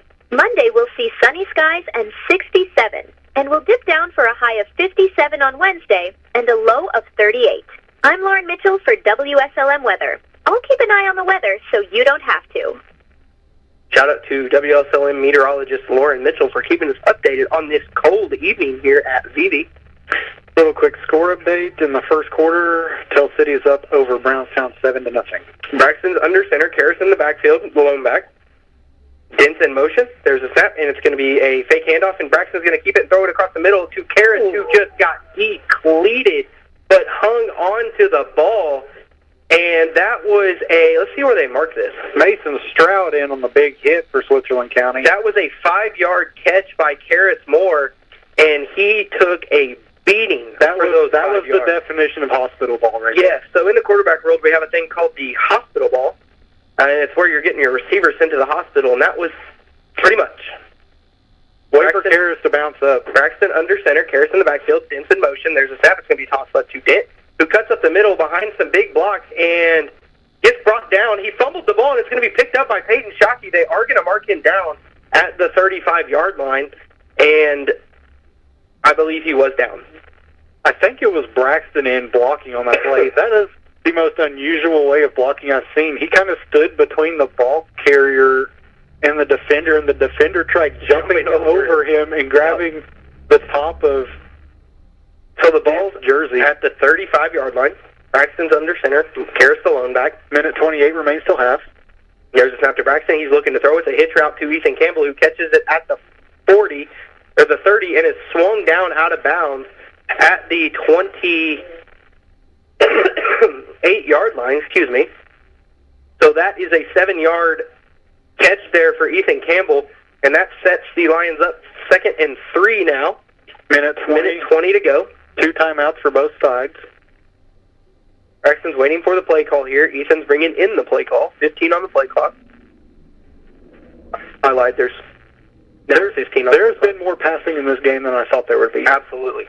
Braxton's under center.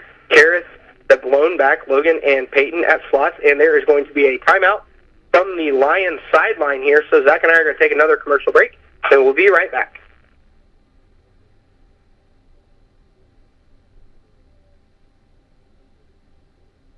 Give Du Bois County Tire a call. Big or small, they service all. They have the main brand tires you know to keep it moving on down the road. They got tires for private needs. They even got them for your farm machine. You can call them day or night. Du Bois County Tire does it right. Big or small, we service all. Du Bois County Tire.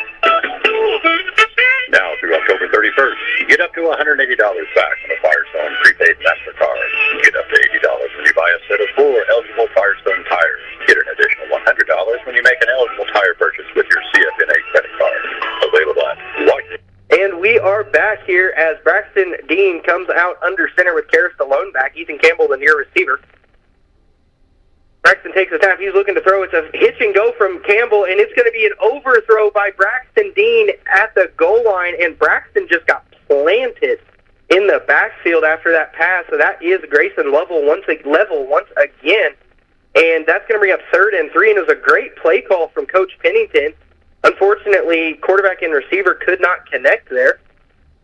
If the quarterback and receiver could have connected on that play, that was a score. Oh, yeah, Ethan was walking into the end zone completely untouched. Braxton comes out under center. Karras Stallone back. Logan, the lone slot this time. Jumps in motion. There's a snap. Handoff to Karras up the middle, and he breaks the tackle, gets the first down plus some, and he is down to the 22-yard line. So it's a 6-yard pickup there. For those Lions quickly back to the line. Braxton under center. Karras and Dent in the backfield. There is a snap. It's going to be tossed left to Dent. Dent's going to kick it around the left side, be met by a couple Switzerland County defenders. First one being Matthew Young, the second one being Level. And that's going to be a pickup of about 3 yards there. For those of you curious, West Washington is trailing Knightstown 7-0. 50 seconds to go here before halftime. Lions lead 20-13. Braxton's in gun. Dent to his left. 2 wide receivers on the near side. That's Campbell and Shockey. Braxton takes a snap, swings it out to Peyton Shockey, who tries to make a move and gets tripped up right at about the line of scrimmage there. He did fall forward for a couple yards. That tackle was made by Alex Bailey there. So that is going to be the 3rd and final timeout for the Lions here with 35 seconds to go in this half. They lead 20-13, and I think Zach and I will probably just stay right here, and we'll keep you company until halftime. So, really, this has been I will say, is a situation that the Lions have not looked comfortable in all year, but they do look very comfortable right now with the ball in the air. Yeah, this is we have thrown the ball 9 times tonight. And they just 8 of them are completions. One substitution to be aware of here is they just took out Logan Dent and put Drake Cottrell in. And usually we see Drake at the tight end position running like corner routes into the end zone. Was it against Pekin he had 2 receiving touchdowns? Yes, and there was the exact same route on the exact same play. And I would expect probably to see about the same thing right here as Karras now moves to the backfield with Braxton in gun. 1 wide receiver on the near side is Ethan Campbell. The far side tight end is Drake Cottrell. There's a snap to Braxton. Braxton looks to his right. He's looking to throw. He throws down the middle of the field to Caden Romero, the intended target, and he just threw it too high and almost into the hands of a diving pacer in the end zone. So that's going to bring up 4th and 4 at the 17-yard line for the Pacers. And I don't think the 17 is correct, is it? I really can't tell. Yeah, I think it is, actually. 31 seconds remain here till half. On that last play, the timing just looked off. Dent has re-entered for Cottrell. Braxton's under center with Karras Stallone back. Peyton Shockey at the far side slot. Logan Dent the near side. Ethan Campbell the near side receiver. That's Dent in motion. There's a snap, and it's going to be a fake toss to Dent. Braxton's going to keep it himself around. He's going to roll to his right. Looking to throw. He breaks a defender tackle, and he is going to be pushed out of bounds with 22 seconds to go here at the 2. Is it the 2 or the 3? I think it's a 2. I think you might be right. It's really hard to see that into either end of the field. We have very low visibility down here. So it is good for a first down. So it's 1st and goal now for the Lions on whatever yard line they're on. I think they have them on the 2. 1 on the board. It's definitely the 2. I think they're on the 2-yard line. I don't know how the scoreboard workers can see it. They're even farther down than we are. They may have a mic with the refs. So it's 1st and goal here after the 15-yard pickup by Braxton Dean. 3-back set for the Lions this time. There's a snap, and it's going to be a fake handoff. Braxton's going to keep it. He's got DJ Ward in the end zone, and he throws it to him in the end zone for the Lions touchdown. With 18 seconds to go before halftime, Braxton connects with DJ Ward on the same play we normally see a 2-point conversion. And again, Daniel Perry is fired up on the sideline over here. And the 2-point, they're kicking the PAT this time as Blake Applegate runs onto the field.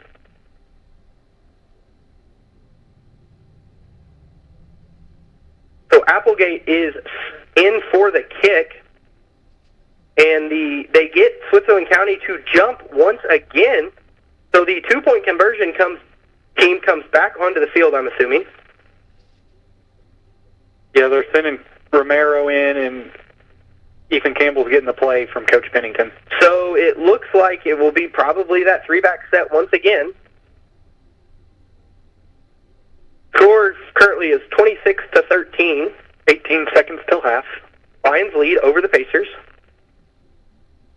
There's 18 seconds on the play clock here. And Ethan's laughing about something over here. Braxton comes out under center. And there was 12 men in the huddle on the Lions, and that's going to set them back 5 yards. So it puts them back at the 6-yard line. So the KAT team is going back on the field.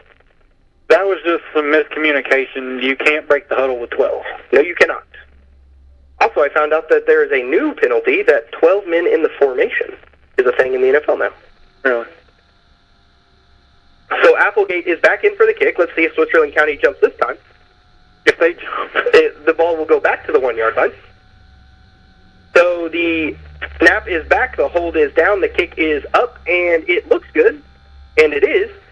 So that extends the Lion lead 27-13 with 18 seconds to go. One thing to note here is that Switzerland County has 2 timeouts. We could see them potentially try to put points on the board before halftime because they get the ball after half. That was a 12-play drive there for the Lions, capped off by the receiving touchdown by number 23, DJ Ward. I think that's also probably his first receiving touchdown of the year. I think he's caught a couple 2-point conversions, but I believe that's his first. Well, he had the last 2-point conversion we had. Yep, on the exact same play. So the Lion kickoff team is in to kick. Back deep to receive for the Pacers is Stroud and Mosley. They have moved Matthew Young up to where Stroud was. Let's see if they kick away from him this time. Applegate's kick is going to go away from Young. It's going to be fielded by Stroud about the 20-yard line. Stroud's going to take it up the middle. He's got a big hole and some blockers ahead of him, and he is going to be stacked up, it looks like, about the 42-yard line. So 10 seconds to go here. If you're Salem, you almost just put in, like, prevent. I think if you're Switzerland County, you have to try to do something. You're down 14 going into half. You get the ball after halftime.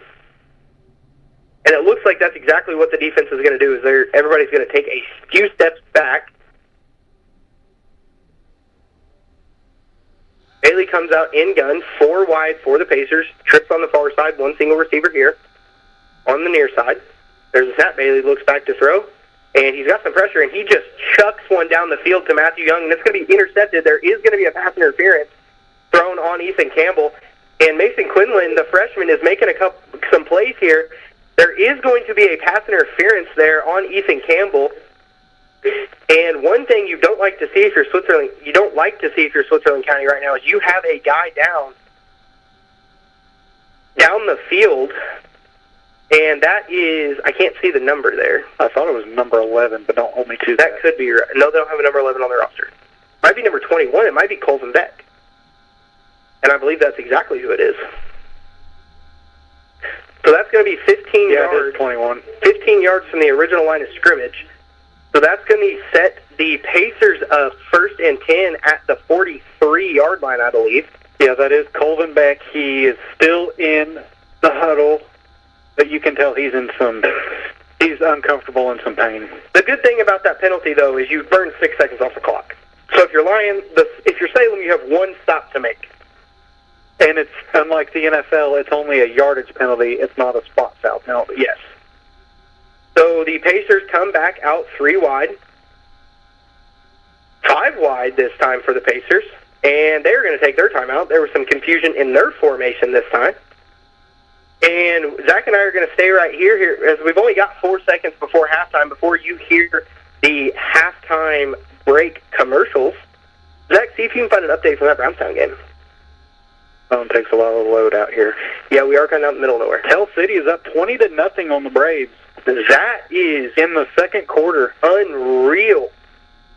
What is going on down there at Tell City that Brownstown is playing the way they are playing? Now, it's 20-0, but Brownstown very well can put up 40 in a quarter. Correct. And Charlestown's up 27-13 on Silver Creek. I'm going to see if I can get the Mid-Southern Conference page to load and see if that is an accurate score there. Charlestown's up on 20-6. Did you just say that? I have 27-13. Okay, that might be more accurate. That was posted 30 minutes ago. So the Pacers are back on the field, 5 wide this time. There's the snap, and Bailey's dropping back to throw, and he's just going to chuck one deep down the field, and it's going to be intercepted by Mason Quinlan. A very smart move to go down. Smart play by the freshman to intercept it and just go down and in the half. So the Lions lead the Pacers 27-13 at halftime. We will be back after a halftime break for the second half of round 1, week 1 of sectionals.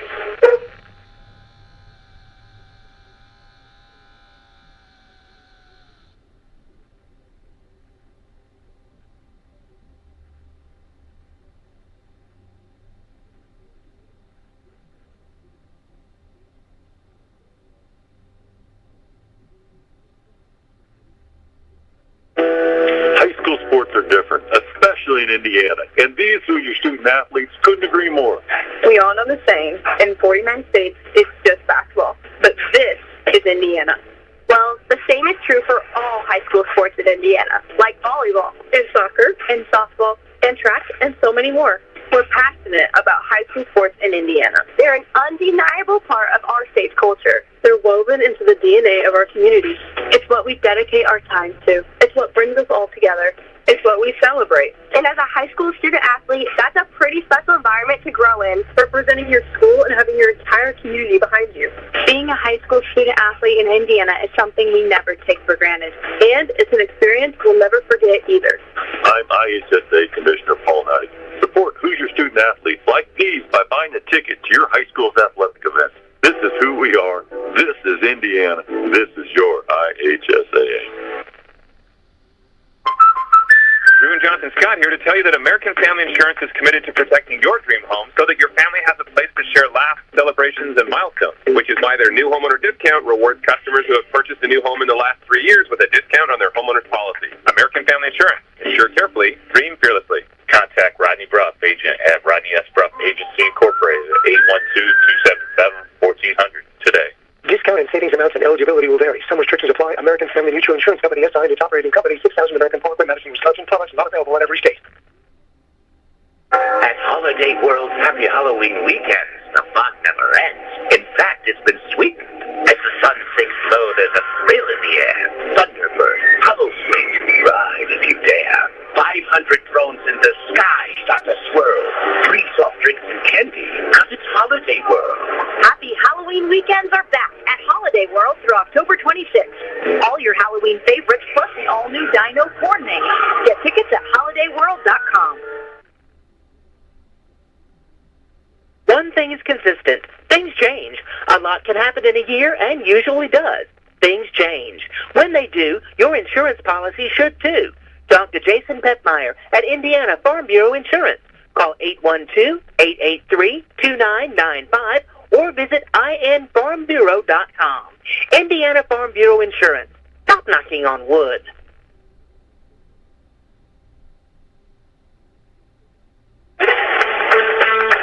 A fan favorite is coming back to McDonald's, and this time, they'll be here to stay. Snack wraps are back, baby. Back on the menu at your local McDonald's after a long wait. Starting July 10th, the snack wrap returns to participating restaurants nationwide. And this time, they'll be here to stay. You can get them in 2 delicious flavors, spicy and ranch. Spicy snack wraps will feature a bold, zesty, and unapologetically fiery taste. The spicy snack wrap brings the heat with a habanero kick that fans know and love from the spicy McCrispy sandwich. Ranch snack wraps will be smooth, rich, and irresistibly savory. The ranch snack wrap delivers a satisfying burst of cool ranch goodness with hints of garlic and onion. In the meantime, enjoy the rest of McDonald's menu and their under $3 menu.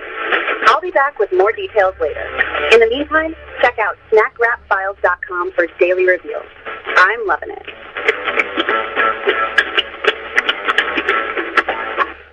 When it comes to getting the job done right, from driveways to bridge work and paving to construction and excavating, there's one name you can count on: Temple and Temple Excavating. Serving homeowners and also handling big jobs for city, county, and state highway projects, they've built a reputation on quality work since 1948. Driveways, construction, demolition. If you need it moved, cleared, built, or torn down, call Temple and Temple Excavating at 812-883-6644. Temple and Temple, digging deep and building strong communities, one project at a time. Call Temple and Temple today and get the job done right. Boiler up and hail Purdue. The Boilermakers pick it up, and Wilhelm has the touchdown. Led by new head coach Barry Odom. Makes the catch at the 30. He's at the 25, the 20, the 15, the 10. Don't miss a single moment all season long. With the touchdown catch. The Boilermakers battle Rutgers. Join us live this Saturday. Our coverage begins at 11 a.m. right here on your home for Boilermakers football. The Purdue Global Sports Network from Learfield.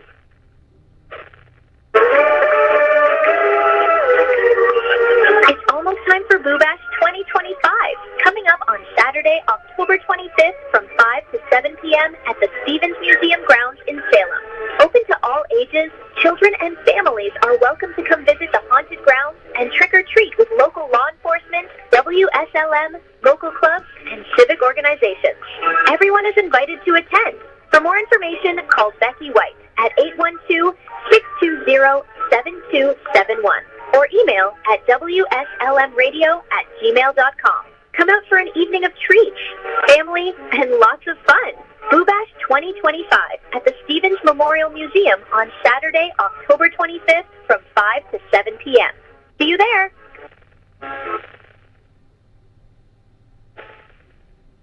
If you're living with back or neck pain, even the simplest tasks can feel overwhelming. But Expert Relief is closer than you think. SNEC now offers 2 specialized practices for spine care, SNEC Neurosurgery and SNEC Orthopedic Spine, giving you access to a full spectrum of advanced treatment options right here at home. We're proud to highlight Dr. Matthew Stanfield, a highly skilled neurosurgeon with over 25 years of experience and leader of SNEC Neurosurgery, renowned for his expertise in treating complex spinal conditions.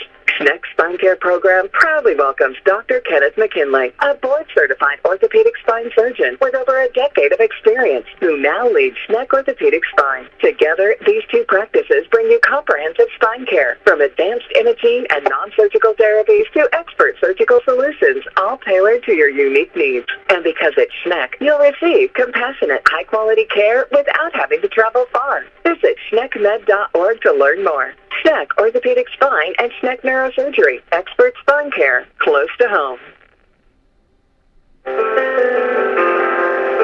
After a joint surgery, injury, or illness, Meadowview and Salem Crossing are the best choices for helping you recover. Our Moving Forward Rehabilitation Program offers a full range of therapies. We're here to help you return home safely with the skills you need to live life on your own terms. Meadowview and Salem Crossing, 2 great options for your rehabilitation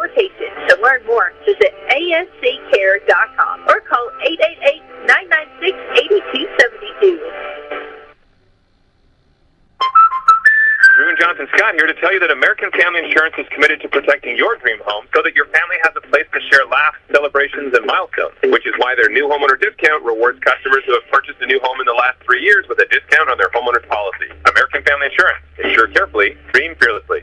Contact Rodney Bruff, agent at Rodney S. Bruff Agency Incorporated, 812-277-1400 today. Discount and savings amounts and eligibility will vary. Some restrictions apply. American Family Mutual Insurance Company, SI, and its operating company, 6000 American Parkway, Madison, Wisconsin. Products not available in every state. And we are back here at Switzerland County for some conversation for halftime. I'm going to lead off with saying I'm going to apologize. Max Preps was messing up. Brownstown is up over Tell City, 21-0. My apologies. Like I said, Max Preps was loading wrong. And I'll repeat, Brownstown is leading Tell City 21-0. Some first half stats for this. We'll start with the Lions here. Peyton Shockey has 87 rushing yards and 2 touchdowns tonight. Dent has 42 yards. They have shut Karis Moore down offensively to limit him to only 23 rushing yards thus far. And then Braxton Dean has 29 rushing yards. But passing-wise, Braxton is 9 for 11 passing for 88 yards. And he has a couple of touchdown passes. One goes to the birthday boy, Ethan Campbell. And then the other one is to DJ Ward. The Lions have 11 total first downs in the first half, 7 of them on the ground and 4 of them through the air. For Switzerland County, let me get everything squared away here. Matthew Young has 29 yards on the ground and a touchdown. Beck has been shut down to only 20 yards thus far.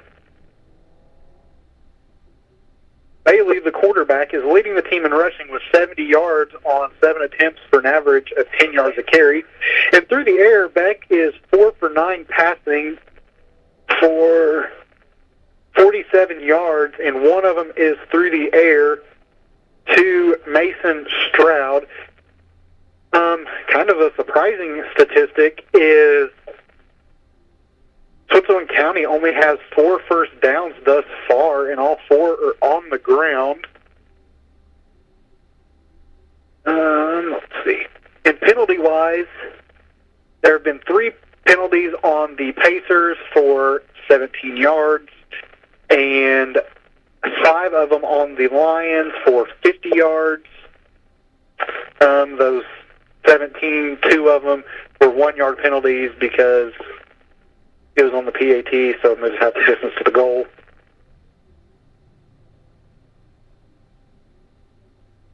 And on total rushing for the Lions is 181 yards to 122 for the Pacers tonight. Brandon, what do you have to say about the first half thus far? Well, is my thing working or not? Now can I? Okay, perfect. Well, I mean, it's been a pretty good half of football so far. The Salem offense has done well the defense hasn't, it's been pretty much touchdowns every offensive drive, really, other than the one drive for Switzerland County that ended up on turnover on downs. Both of these offenses pretty high-powered tonight. Switzerland County mixing up a lot of different formations. The Lions pretty much sticking to their game. They've thrown the ball a few times.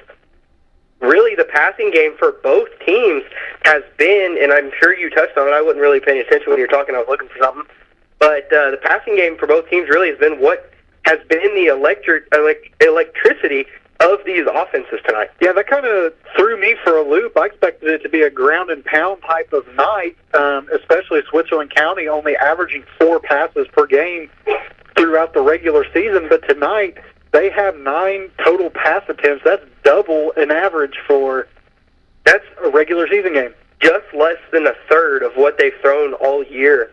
And Alex Bailey's throwing the ball really well. Braxton Dean's throwing the ball really well for the Lions. He has very good open receivers tonight. He's got 11 pass attempts, so we've had 20 pass attempts in that first half. We have not had 11 pass attempts in the last 3 games. The last time we threw that much was probably Springs Valley. And Switzerland County hasn't had 9 pass attempts in the last 5 games. And another stat I think stands out to me is how we've shut Matthew Young down to only 20 yards rushing. Really, Alex Bailey has been the main, and I know you touched on that, has been the main attack for the Pacers offense tonight. Again, our pass game's really been what kept us in it. Had a couple big QB runs there from Braxton in the first half. And we just pretty much have to stick to our game plan and keep doing what we were doing and see what Coach Jessup of the Pacers has for his team at halftime. We do come out with Switzerland County on offense first, so we will see the Lions' defense first. See what adjustments Coach McCartney's made for this Pacer team and see what really these two coaches, Coach Jessup's been there for 10 or 11 years. And, obviously Coach Pennington's only been here for a year. So we'll see what the two coaches have. We've got a little bit of a veteran coach on one side and a rookie coach on the other. So we'll see what the coaches have for them at halftime. Yeah, just some little notes I've jotted down as this game has progressed. One thing that I talked about in the pregame show that I've kind of made myself look silly talking about was I talked about how we need to capitalize in the red zone, but really neither team has experienced much red zone plays throughout this entire game, honestly. No, Switzerland County's 2 touchdowns have both been, pretty, I won't say, one was what, for 20-something yards, and then what was the other one? 23 yards. Those touchdowns, the passing touchdown, that's Switzerland County. The passing touchdown was a 23-yard touchdown pass, and the rushing touchdown was a 20-yard. So both of them have been 20 yards, and then for the Lions, we've had one touchdown inside the red zone, I believe. We had 2 Peyton Shockey runs, and then what was the 4th touchdown? It was the pass to Ethan Campbell, the 20-whatever yard pass to Ethan Campbell there. So, really, the bulk of the plays, and I can just notice it by following the game, the plays are happening from pretty much the 25 to the 25. Yeah, and really it's, we talked about who's going to make the least amount of penalties, who's going to have the ball last. Really, I think it's going to come down to who stops the big play first. I think that's really what it comes down to. Because all of the touchdowns have pretty much been on big plays. That last touchdown for the Lions there right before halftime was like a 2-yard play. But that came after a 15-yard run from Braxton Dean. So, really, I think it's going to come down to who stops the big plays the most. And to come off of that, I really feel like Switzerland County on defense, they'll have a string of 3 really good defensive plays, and then we bust one for 15, 20 yards. And then there's 2 or 3 plays where they shut us down, and then we bust another one for 15 or 20. Yeah, and that's pretty much really what we've done to them as well, though. It's been stop them a couple times, give up a 20-yard play. Stop them, give up a 15-yard play. And, one thing that the Lions haven't seen this year that we haven't seen really in the past couple years is Switzerland County's run a little bit of the option, and that's obviously hard to stop. Definitely my favorite offense that can be ran. A little bit of an option spread is what I like. But because it gives 2 of your athletes the chance to run the ball in every single play.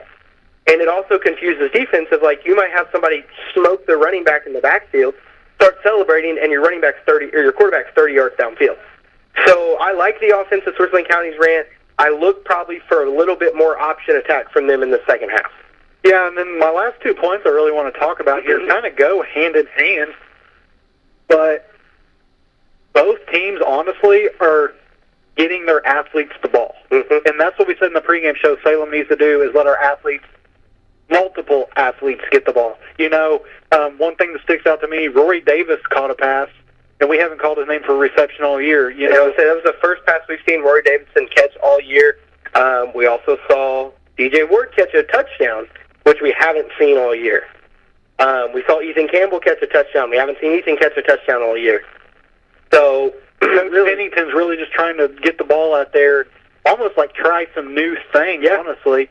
And that also goes hand in hand with, this is probably the most evenly matched game I think we've watched all season. I would agree with that. And, one thing that you and I talked about this week when we were talking about the max prep stats from Switzerland County is that Switzerland County spreads the ball out. Matthew Young's been their leading rusher this year, but I talked to you about it. I said, well, this kid's got 42 carries, and this kid's got 30 carries. And that stays true tonight. And it looks like that's probably going to continue in the second half. And Switzerland County might try to get Matthew Young a little bit more involved. But for the moment, it looks like the kickoff team for the Lions is getting on the field, and the kickoff return team for the Pacers is getting on the field. And the Pacers are coming out in a 5-2-2-2, which you don't really ever see. Brownstown, Zach just gave me another update. They are up 28-0 on Tell City. North Harrison and Cordenmore tied 21-21. And Blake Applegate is in for the kick, and there is the kick, and it's going to be a deeper squib kick that's going to be fielded by Stroud at the 20-yard line. He's around the right side, and he gets to the right side before he is tackled. The initial hit there was made by number 23, DJ Ward. Also in on the tackle was number 29, Bert Engler. So it is 1st and 10 Pacers at the, the 38-yard line here on their own side of the field. And this has got to be about their second worst starting position of the night tonight. I believe you are correct on that one, Brandon. I feel like the 30 to the 30s where my head's been all night. They come out here in a 2-receiver set on the near side, 1 receiver on the far side, gun formation for Bailey. He takes the snap, and it's going to be a handoff to Matthew Young around the left side. There's going to be a holding on the play, and Matthew Young makes something out of nothing before he's knocked out of bounds by freshman Mason Quinlan. He's celebrating the first down, but it's coming back 10 yards. So the holding was on the Pacers. Braden Stafford drew the flag on that play. The penalty was on the left tackle, whoever's playing left tackle. So it's going to be 10 yards, so it's going to be 1st and 20 for the Pacers. Ball will be back at their own 28-yard line. That flag came out quick, too. The ref was watching them. Yeah. And it was right in front of the ball carrier, too. If the ball was ran away from him, he probably wouldn't have got it, but since it was literally right in front of him. So Switzerland County comes out in a 2-by-2 set this time with Bailey in gun and Matthew Young to his right. There is the snap to Bailey, and there's going to be a false start. The center kind of just forgot to snap the ball. The right side of the line started blocking, and the center snapped the ball eventually. So that is going to be 1st and 25 for Switzerland County, back at their own 23 now. And Switzerland County is going drastically in the wrong direction here. Yeah, in the first half, they had 3 total penalties. 2 of them were on their special teams, and this is already the second penalty on this drive. On their defense. So back 2-by-2 for the Pacers. Bailey's in gun, Matthew Young to his right. There is the snap, and it's going to be a handoff immediately broken up in the backfield by Karis Moore. Karis Moore timed that perfectly on the blitz through the A-gap. So that is going to be another loss of yards there. Back to the 18 now, I believe. I don't know what it is. I don't know if it was the flags, but Switzerland County just looks flat now. So it's going to be 2nd and 30 at their own 18-yard line after the 5-yard loss there from Matthew Young. And you don't have a whole lot of plays in your playbook for 2nd and 30. And if you're Salem, don't let them get a first down, is all it comes down to. Yep. Bailey in gun. There's the snap. He drops back to throw. He's looking to his left, looks back to his right, throws it across the middle. It's an underthrow to Beck there at the 35-yard line. And that would have been a big chunk of that yardage back, but now it is going to be 3rd and 30. Not a good situation to be in if you're on offense, and it's pretty much heaven if you're on defense. And at this point, your job is to get as much yardage so that way your punt pins them as far back as they can. So 3rd and 30 now, 10-30 already down in the third quarter. 27-13 Salem. 14 on the play clock. Bailey's in gun. 3 receivers to the right, 1 single receiver to the near side. There's the snap. Bailey drops back to throw. He looks to his left. Throws it across the middle. The intended receiver is Matthew Young, who catches it. He breaks a couple tackles and he is off and running, and he is at the 30 getting chased by Lenny Wynn, who dives at the 6-yard line, and it was 3rd and 30, and they took a big chunk of that off with a massive play there. And let's see where they mark this. I think it's going to be about the 6-yard line. They're going to mark him at the 5-yard line, so it's 45 plus 32, so it's 77 yards on the pass to Matthew Young, and Matthew's limping around on the field. I think I would be too after that. Yeah. I think my longest play I ever had was 71 yards, and I was gassed after that. He's limping like it's an ankle, though. He got dove on by Lenny Wynn at the end of there. So Bailey's under center, wishbone formation for the Pacers. There's the snap, and they're going to fake the handoff to Bailey, hand it off to Beck around the left side, who fights, trying to fight his way into the end zone. It's going to be a 4-yard pickup down to the 1-yard line. They're making substitutions. Oh, no, they're getting a play call. Yeah. I think they were running off the field. I think they thought he was in the end zone, but he wasn't. So I'm going to place my money on QB sneak here, Zach. That's probably a pretty solid guess. I'm going to guess Alex Bailey QB sneak. Center could fall into the end zone. Yep. Ball is at the 1-yard line. Bailey under center, wishbone formation lined up behind him. There's a snap, and it's a QB sneak with Bailey, and he is in the end zone. So that cuts the Lion lead to 27-19. And, you know, I don't care who you're a fan of, picking up a 3rd and 30 on 77 yards, that's exciting. And that is impressive. That is impressive, yes. So the PAT team for the Pacers comes in, and that is Alex Bailey to hold and Lane Turner in to kick. The Pacers have a freshman kicker who looks like he does a fine job back there for them. There is the snap, hold is down, kick is up, and it looks good, and it is. So the lead is 27-20 with 9:25 to go here at Switzerland County. And one more quick score update is Brownstown has extended their lead over Tell City 35-0. You know, Zach, it was hard to believe that Brownstown was down 20-0. Yeah, Max. It's not your fault at all. It's not. It's definitely not your fault. Eastern Trails Paoli 44-0. Yeah. Paoli, you know, their record doesn't reflect how good they are, I don't think. They're 7-2. Oh, are they really? Yeah. I thought they were worse than that. Okay, so They started out the season, I think, with both losses. so their record reflects how good they are. 9 minutes ago, the Senators were trailing 27-0 with 5 minutes in the first half. I thought they had already scored. Maybe not. I heard that Knightstown team was a good team, though. And that's a long bus ride. Yeah, 2 hours and 2 minutes to Knightstown. So the Pacers kickoff team is in, set to kick deep to the Lions. Back deep to receive for the Lions is Peyton Shockey and Braxton Dean. And Lane Turner is in for the kick. There is the kick from Turner. It's a low squib kick right at Dylan Walters, who's going to field it, break a tackle, run up the middle, and get upended at the 45-yard line. 46-yard line, we'll call it.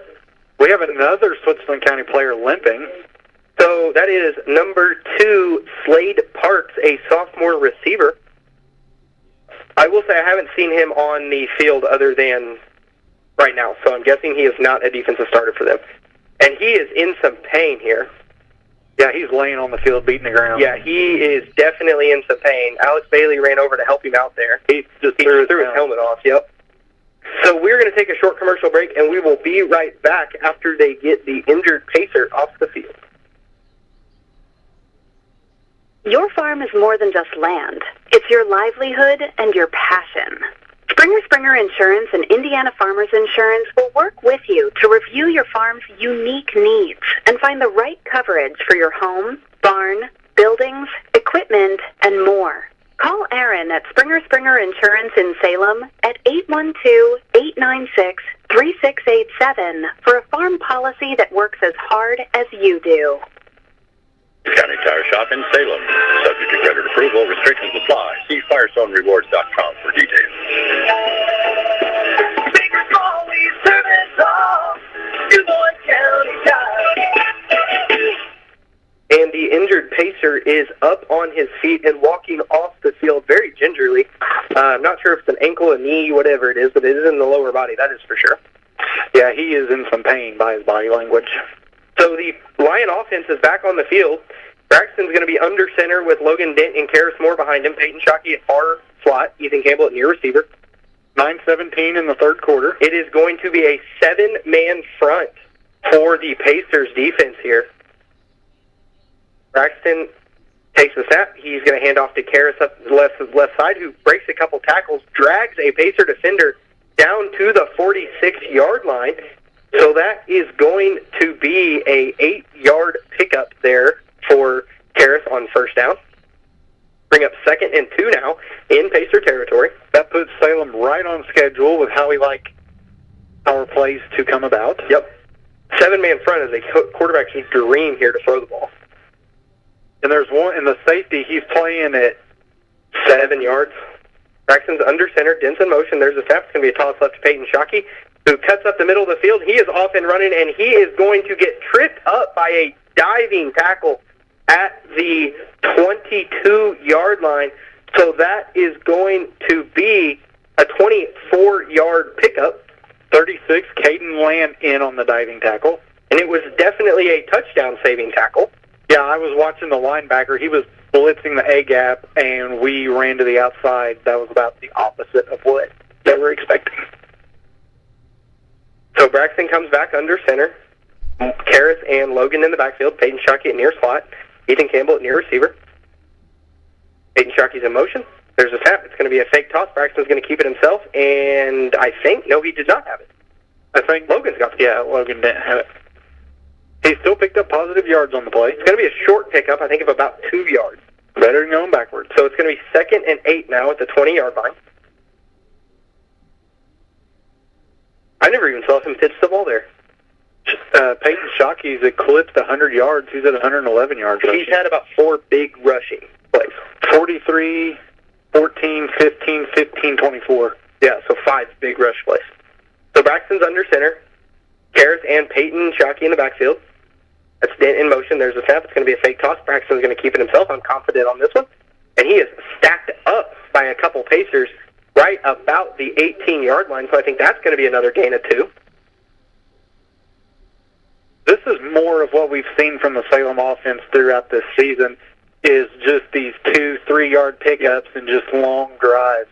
So it's going to be 3rd and 6 now for the Lions here at the 18-yard line of the Pacers. 5th play of the drive. Ethan Campbell brings the play in. Braxton breaks the huddle, comes to the line. Karis Moore and Logan Dent in the backfield. Peyton Shockey, the near slot. Ethan Campbell, the far side receiver. Switzerland County's defense is shifting around. There's a snap. It's going to be a handoff to the left. Karis, who got met immediately. And that, once again, is big boy number 75, Grayson Level, on that Pacers defense. And I believe that is going to be a net play of 0. I'm glad to see Karis get up after that awkward landing. Karis has taken a couple big hits tonight. And, you know, if you're Switzerland County, you're fired up about having Nathan Level on your defense for the next 2 years. Yeah, he is a big boy. Braxton breaks the huddle, comes to the line. 4th and 6, a long 6. Dent's in motion. There's a snap. It's going to be a fake toss. Braxton's going to keep it and roll out himself. He's looking to throw. He throws back across the middle of the field, and it's going to be caught by Caden Romero as he walks into the end zone. And that was a very risky throw there from Braxton Dean back across the middle, but Caden Romero made a great catch right at the goal line for the 18-yard touchdown from Braxton to Romero. Romero was just playing his other sport there. He came up and rebounded that ball from the defender. So Blake Applegate is in for the extra point kick.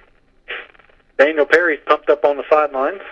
There is the snap. Hold is down. Kick is up. And it is a very high kick that I think made its way over the crossbar. No, it did not.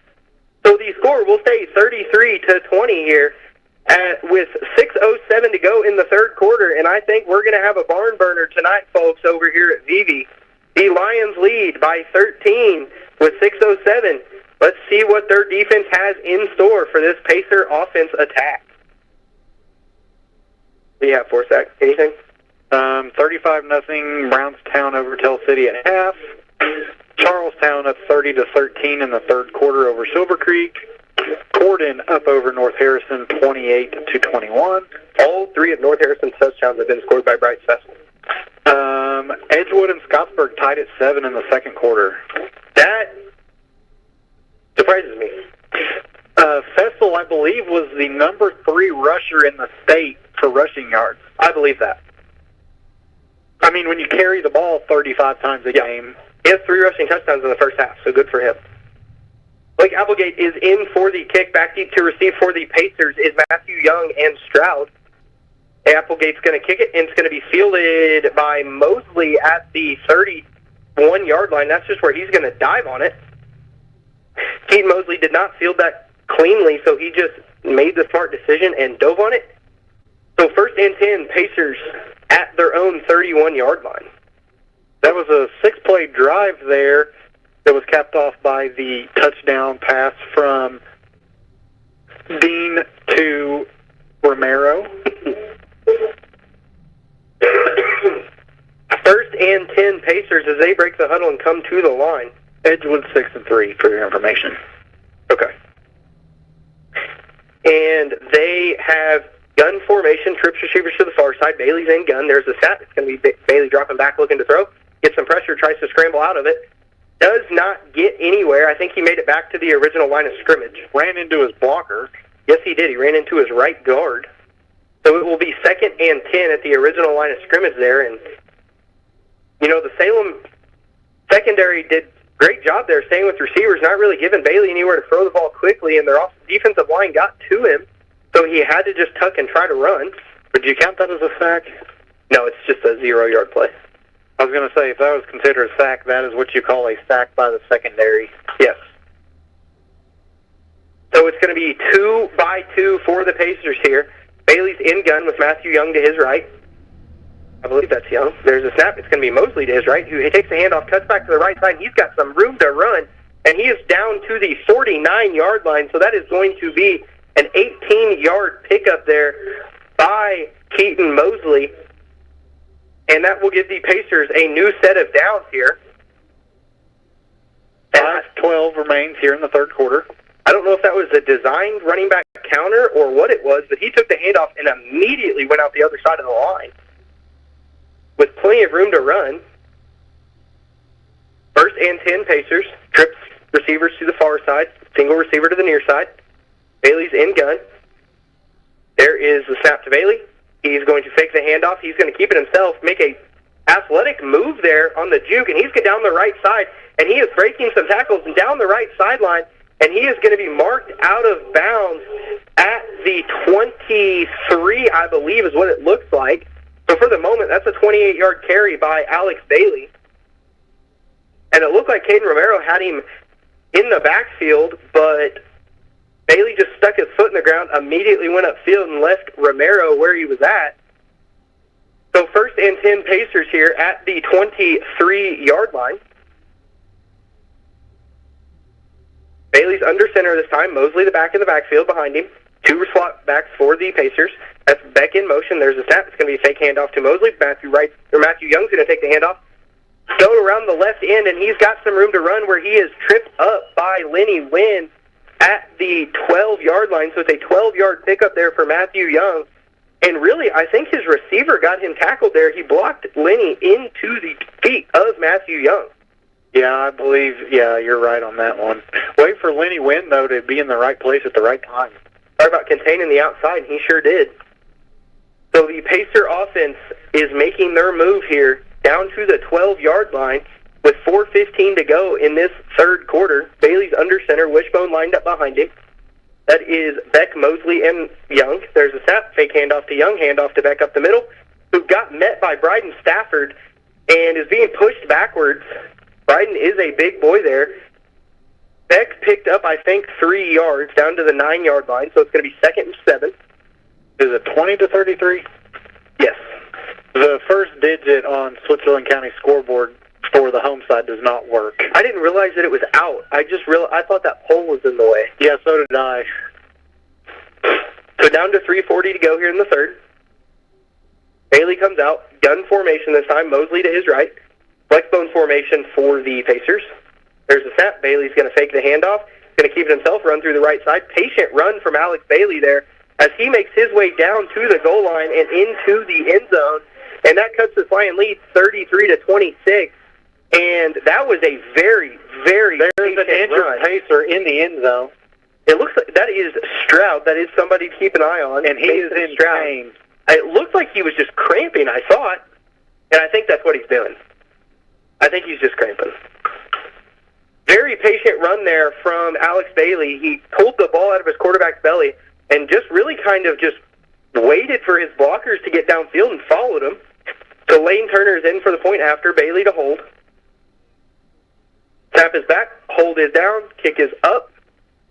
And that was a high kick as well, but it got through. So it will be 33-27. Lions lead the Pacers here with 3:24 to go in this third quarter.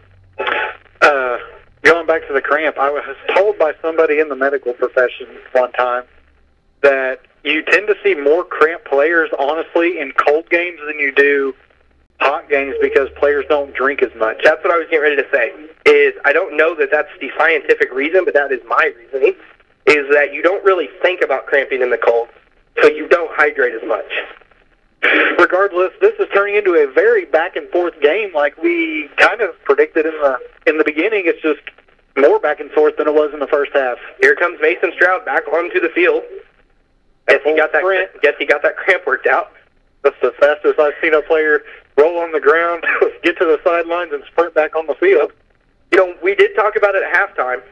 Who stops the big play first? And that is, based on this second half, that's exactly what looks to happen. It's big play after big play. Yep. Who stops the big play first? So Turner is in for the kick. Back deep to receive for the Lions is Braxton and Peyton. Turner's going to kick a high kick that's going to be fielded by Lenny Wynn at the 25-yard line. He's going to cut it up the middle, try to find a hole, does not find one, and he is going to be dropped at the. There's going to be a flag on DJ Ward for 15 yards after the play. So the flag will be from the end of the run, so it's going to be from the 42 back to the 27. And if they just got DJ with throwing a punch, which is kind of what it looked like, he very well could have seen the last of the night. Nope. So it's from the 43 to the 28. 3:15 remains in the third quarter, 33-27. Salem. And I can tell you what that flag was for. The refs are putting a stop to something before it happens. Because I don't know that DJ really hit him after the whistle. Oh, wait, they didn't throw a personal foul. What did they throw? I didn't see the call. I was looking at the scoreboard. Must have been a block in the back. There was also a block in the back before. No, it was personal foul. I was going to say they threw it right where the incident happened. I won't say that he hit him really after the whistle, but it was close, and I think the refs are just trying to put a stop to it before it starts. That's kind of how this push out of bounds was in the first half. Yeah. It was borderline being out of bounds, but they threw it. Braxton's under center. Peyton and Karras in the backfield. Dent's in motion. There's a snap. It's going to be tossed left to Peyton Shockey, who cuts back up the middle and is met. That is the first time we have not seen Peyton Shockey get a big run tonight, and I think they might credit him with a yard. Yeah, they're going to give him a yard. So it's going to be down to the 34-yard line. So it's going to be 2nd and 9 now for the Lions at their own 34. And, you know, we've talked about those kind of penalties, and you can't get them. And we were almost near midfield, and now we're back at the 30-yard line. Braxton's under center. Dent and Karras in the backfield. There's a snap, and it's going to be a handoff to Dent, who got tripped up in the backfield at the handoff point, and he might have got back to the line of scrimmage, and he did. So it's going to be a 0-yard net play. So it's now 3rd and 9 for the Lions. One play we have not seen from the Lions yet tonight is the reverse in the backfield. As we are approaching 2 minutes left in the third. So this very well could be a time that Coach Pennington does bring in that reverse play that we have not seen tonight. Like I said, 33-27 Salem. Braxton's under center, Karras the lone back. Dent at slot. Peyton Shockey the near receiver. Ethan Campbell the far receiver. Braxton gets his team set, takes the snap. It's going to be a fake handoff. Braxton's looking to throw. He throws it across the middle to Caden Romero, the intended target. And it was a little behind him. Caden tried to adjust to it, could not come down with it. So it is 4th and 9 on the Lion 28-yard line, and we will see a punt for the first time tonight with 1 minute and 46 seconds to go in the third quarter. I was trying to think if Switzerland County punted early, but nope. No, they didn't. Back deep to receive for Switzerland County, and I wouldn't punt it to him. That's number 13, Matthew Young. In to punt for the Lions is number 4, Logan Dent. There is the snap, and the punt is away, and it's a high, short punt that's going to land about the 40 and roll back down. Big Lion roll back to the 20, right about the 20-yard line. Let's see where they mark this. That was a great field flip punt there from Logan Dent. About from the 20 to the 20. Roughly. So they're going to mark it at the 21, I believe. Is that correct? It's so hard to see the lines now. Yeah, I believe it's the 21. Yes, it is. So great field flip punt there from Logan Dent. Minute 41 to go here in the third. Lions lead 33-27 over the Pacers. And the Pacers offense looks to take the lead here for the first time tonight. Bailey's in gun, 2x2. There's a snap, handoff to Matthew Young. Nope, Bailey's going to keep it himself, run up the middle, break a couple tackles, and he is still digging his way forward down to the 30, so it's going to be a 9-yard pickup there for Alex Bailey on first down. No, it's going to be, yeah, it's a 10-yard pickup. They are going to give him the first down, so down to the 31. Sorry, Ethan, I'm messing up your stats there. I used to do it to Zach, too.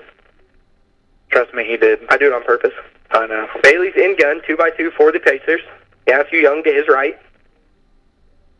There is the snap to Bailey. Bailey's going to fake the handoff to Young once again, keep it himself. Bryden Stafford made a great defensive play there on the quarterback run. It's going to be a 2-yard pickup down to the 33-yard line, but Bryden Stafford chased that down from the backside. That was Bailey on the rush, right? It was. That was his 13th rush attempt for 120 yards tonight. You know, it's interesting to me. We've seen the correlation now. The games that Switzerland County loses, Matthew Young does not carry the ball very much. He has carried the ball 5 times tonight. That's very interesting to see. I want to know why. Pacers come back 2-1. There's a snap to Bailey. Bailey's going to keep it. It's going to be a handoff to Mason Stroud around the left side. Great open field tackle by Lenny Wynn at the 40-yard line. Huge tackle there for the Lions, and Stroud is cramped once again. It is a 7-yard pickup there for Stroud, and that's going to set the Pacers up 3rd and 1. One of the Pacers is stretching out Stroud. Looks like a 75. Did you know you can't have more than one person helping your player stretch? Oh, he's still cramping. Oh, yeah. I bet that's a calf cramp that is just in knots. 20 seconds remain here in the third quarter where the Lions have the lead 33-27 over the Switzerland County Pacers. And I don't want to take a commercial break because it's just a cramp. So there they go. The trainer came out on the field, but there's the water bottle full of that salt, whatever it is. I mean, as fast as he got stretched on the last cramp and was sprinting across the field to make the kickoff, you got to give props to that training staff. Great open field tackle once again from Lenny Wynn there. Pretty much to stop a 30 or 40-yard big hitter, I would assume. It looked like a design quarterback run with Alex Bailey to the right side, and he handed it off to Mason Stroud, who got around for 9 yards before cramping. So wishbone formation for the Pacers. That's Beck, Young, and Mosley behind him. Bailey's under center. There is the snap, and it's going to be a handoff to Young around the right side. He's got to push. He breaks a couple tackles. He is across the 50 before he is slung down at the the Lion 44-yard line. So that is going to be a 16-yard pickup there for Matthew Young. Probably the last play of the quarter, too. I would think so. 5 seconds and counting. So with that being said, Zach and I are going to take a commercial break, and we will be right back for quarter number 4 of round 1, sectional week, where the Lions lead the Pacers 33-27. Many thanks to our fine sponsors. Salem Lions High School Football continues in just a moment on WSLM 97.9 FM. Hoosier fans, the 2025 Indiana football season continues on with head coach Kurt Signetti leading your Hoosiers on to victory. All remaining home games are sold out for the 2025 season, but don't miss out on your chance to attend more sellouts at Memorial Stadium by purchasing your 2026 Indiana football season tickets today. Call 812-855-4006 or visit IUHoosiers.com. Cheer on your Hoosiers, and thank you to all of our fans who pack the rock. And we are back here in Vevey, where Switzerland County has the ball, 1st and 10 at the Lions 44-yard line.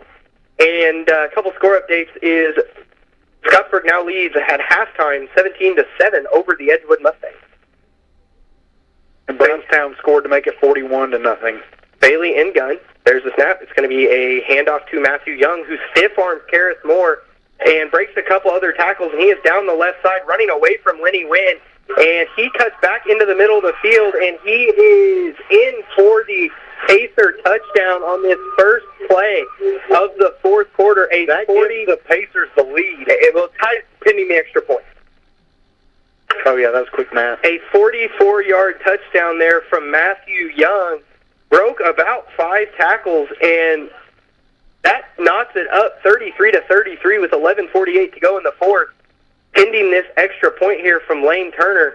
And, you know, Zach, we talked about it this week on the phone. That Matthew Young kid is impressive. Yeah, that currently puts him at... See, he's 13, correct? Yes. 96 rushing yards for the night. So he's right on pace about his average here in the fourth quarter. That point after was good, so that gives the Switzerland County Pacers their first lead of the night, 34-33 here.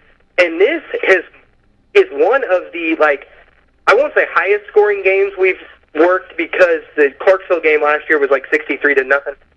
But this is high scoring for both teams, not just one-sided. Yeah, and you can tell there is energy starting to be brought into the stadium now for Switzerland County, for the fans and the players, and I think that energy just left Salem's stands and sidelines.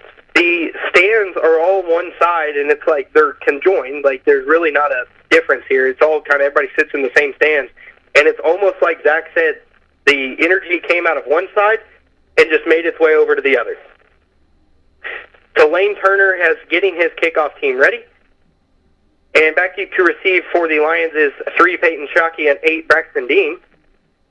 Turner gets his kick set. I'm going to guess it's going to be kicked to Dylan Walters, and it's a squib kick right at Dylan Walters, who lets it go between his legs. It's going to be fielded by Peyton Shockey, who cuts up the middle, cuts around the right side, and is brought down from behind by number 24, Brady Jones, a junior wide receiver.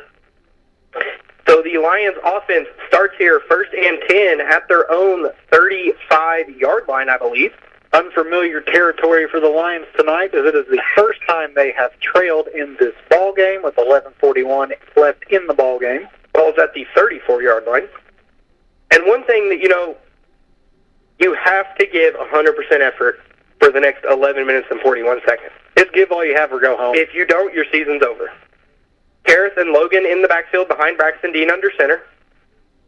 There's a snap. It's going to be a toss left to Logan Din, who cuts up the middle, breaks a couple tackles, and is brought down by number 8, Josiah Holiday. Which could have been a touchdown-saving tackle. Yes, it was. He kind of just almost reached out and grabbed his shoulder pad. It looked like Ditt's momentum is what honestly tackled himself. Yeah. 8-yard pickup, so it's going to be 9-yard pickup, so it's 2nd and 1. One thing that I just noticed on that play is one of the D linemen, and I believe that might have been Nathan Level, called out the direction of the play before the play happened. Braxton's under center. There's a snap. It's going to be a handoff to Karras up the middle, who is brought down at the 47-yard line. So it's going to be a 4-yard pickup there for Karras up the middle. Tackle made by number 75, Nathan Level. Moves the chains for the Lions. Yep. we talked about it before the game, and I think who was it that led their tackles? Colvin Beck led their team in tackles. We haven't really called his name on a tackle a whole lot tonight. We have not. So back under center for Braxton, Harris and Logan in the backfield. Two receiver set for the Lions. There's a snap toss left to the right to Logan Dent, and he makes his way down to the Pacer 47-yard line. So that is going to be a nice pickup there of about 6 yards. So it's going to be 2nd and 4. And this Lions offense is just back to doing what they're doing, pick up 4 or 5 yards on first down. 59 yards rushing for Dent thus far. Other than Peyton, who's the leading rusher? Dent? Yes. Braxton back under center, Karras and Shockey in the backfield, Dent to the left at slot. There's a quick snap. It's going to be a handoff to Karras up the middle, who got met right at the line of scrimmage, but fought his way forward for 2 yards. Good hard run there from Karras to pick up, to make something out of nothing. Just under 10 minutes remain in this ball game. It was a 1-yard pickup, so it is 3rd and 3. Sorry, Ethan. Perfect. Ethan Campbell brings the play into Braxton. Braxton calls the play, breaks the huddle. Braxton under center, Peyton and Karras in the backfield. Braxton gets the team set. That's Dent in motion. There's a tap toss right to Peyton Shockey, who cuts up the middle of the field, spins his way around a tackler. I think he got the first down. His progress he was stopped. Drove back 10 yards. Yep, they're giving him the first. So it was about, let's see here. Where are they going to mark this? The ball was at the 46. It's now at the 42, so it's a 4-yard pickup. They only needed 3, so that is a first down. Rory Davidson brings in the play. And one thing you don't love to see there, and kind of makes you wince as a coach, is Peyton Shockey drove back about 9 yards and then planted. Yes. Braxton under center, Karras the lone back. Dent's in motion. There's a snap, handoff to Karras up the middle, who was shot out of a cannon out of the backfield. He makes his way down to about the 37-yard line. So that's going to be a pickup of 5. Do you think Salem's purposely trying to just chew the clock up? Or do you think I think this is just our offense. I think this is how it's playing out, really. You know, you want to chew the clock up, but realistically, you're probably not going to chew the next 8 minutes up. 8:30 remains, 34-33 Pacers. Braxton breaks the huddle, comes to the line, 2-back set. Harrison Logan in the backfield. Peyton Shockey near slot. There's a snap. Braxton gets toss left to Dent. Hand it back off to the right side to Peyton Shockey, who is down the right side, and he's at the right sideline, and he is going to be dropped by Mason Stroud at the, I can't see what yard line that is, the 5-yard line, 4-yard line. So that was about, where was the ball, the 37? Yeah. So it's about a 33-yard run there. The ball's at the 5, so it's a 32-yard run there from Peyton Shockey. And, you know, I mentioned it on the last drive, that reverse that we haven't seen, and they ran it to perfection there. 148 yards on the ground for Peyton Shockey. Back under center, Karras and Dent in the backfield. Braxton's under center. There's a tap quarterback sneak with Braxton, who got nowhere.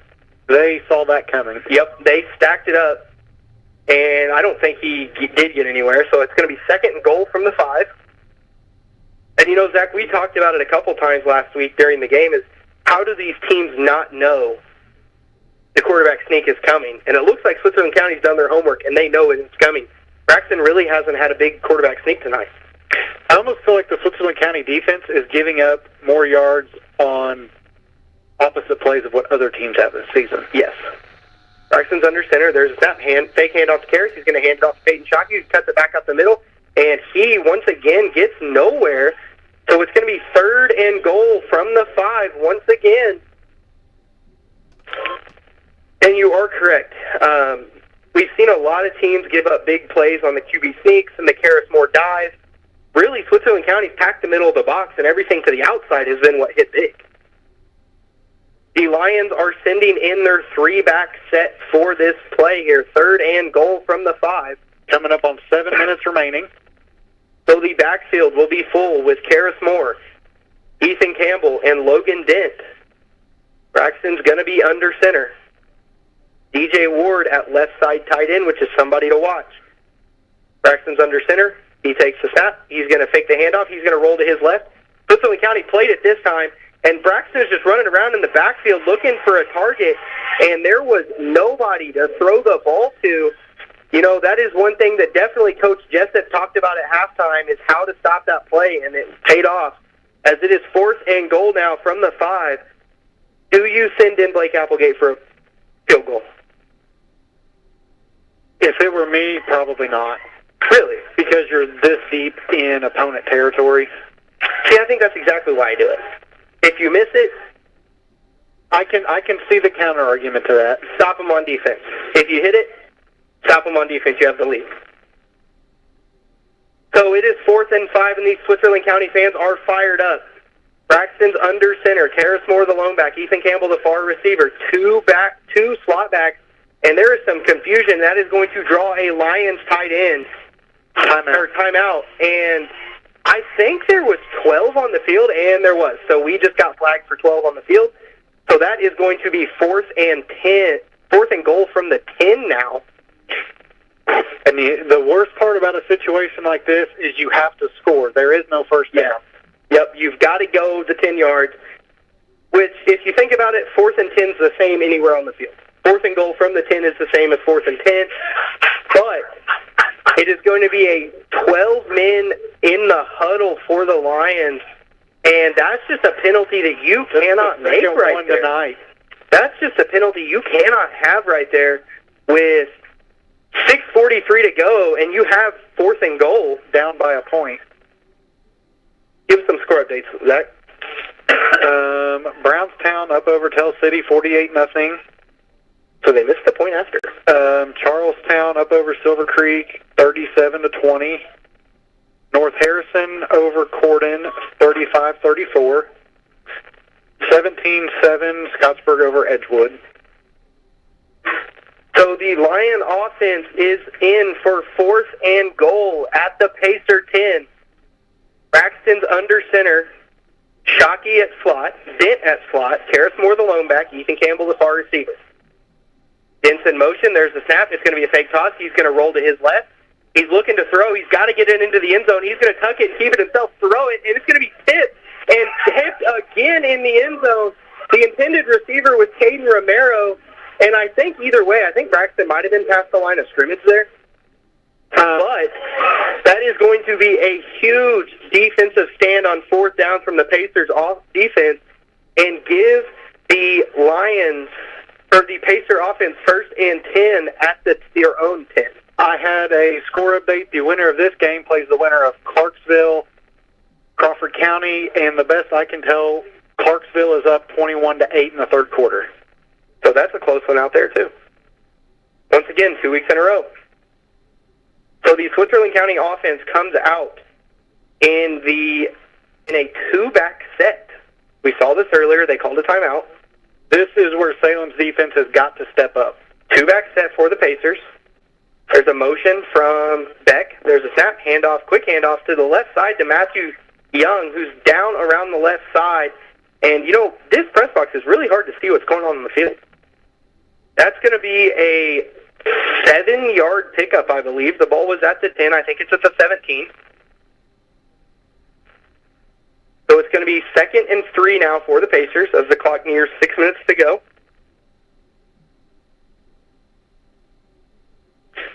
It is when official. Paoli beat Eastern 50-0. Wishbone formation for the Pacers this time. Bailey's under center. 2nd and 3.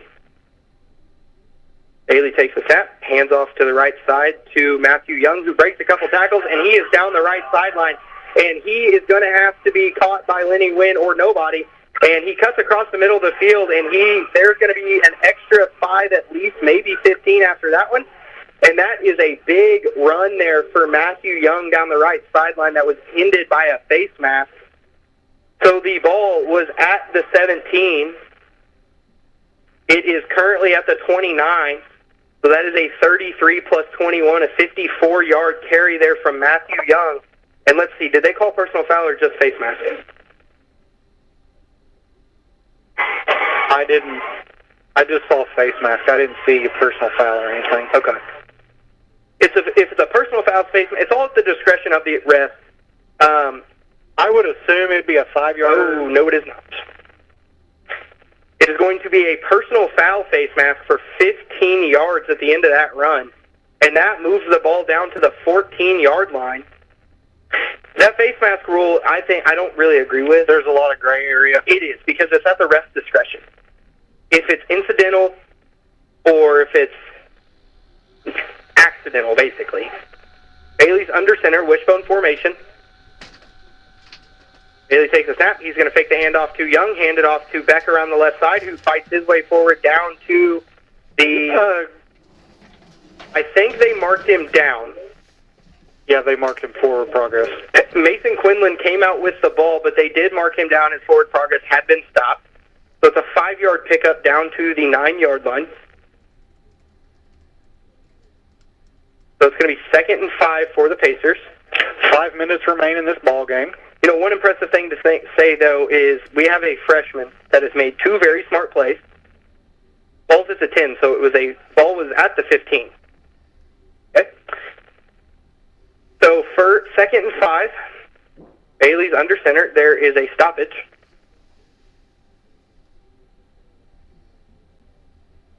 Okay, now they're moving it to 14. So the ball it is a 5-yard pickup.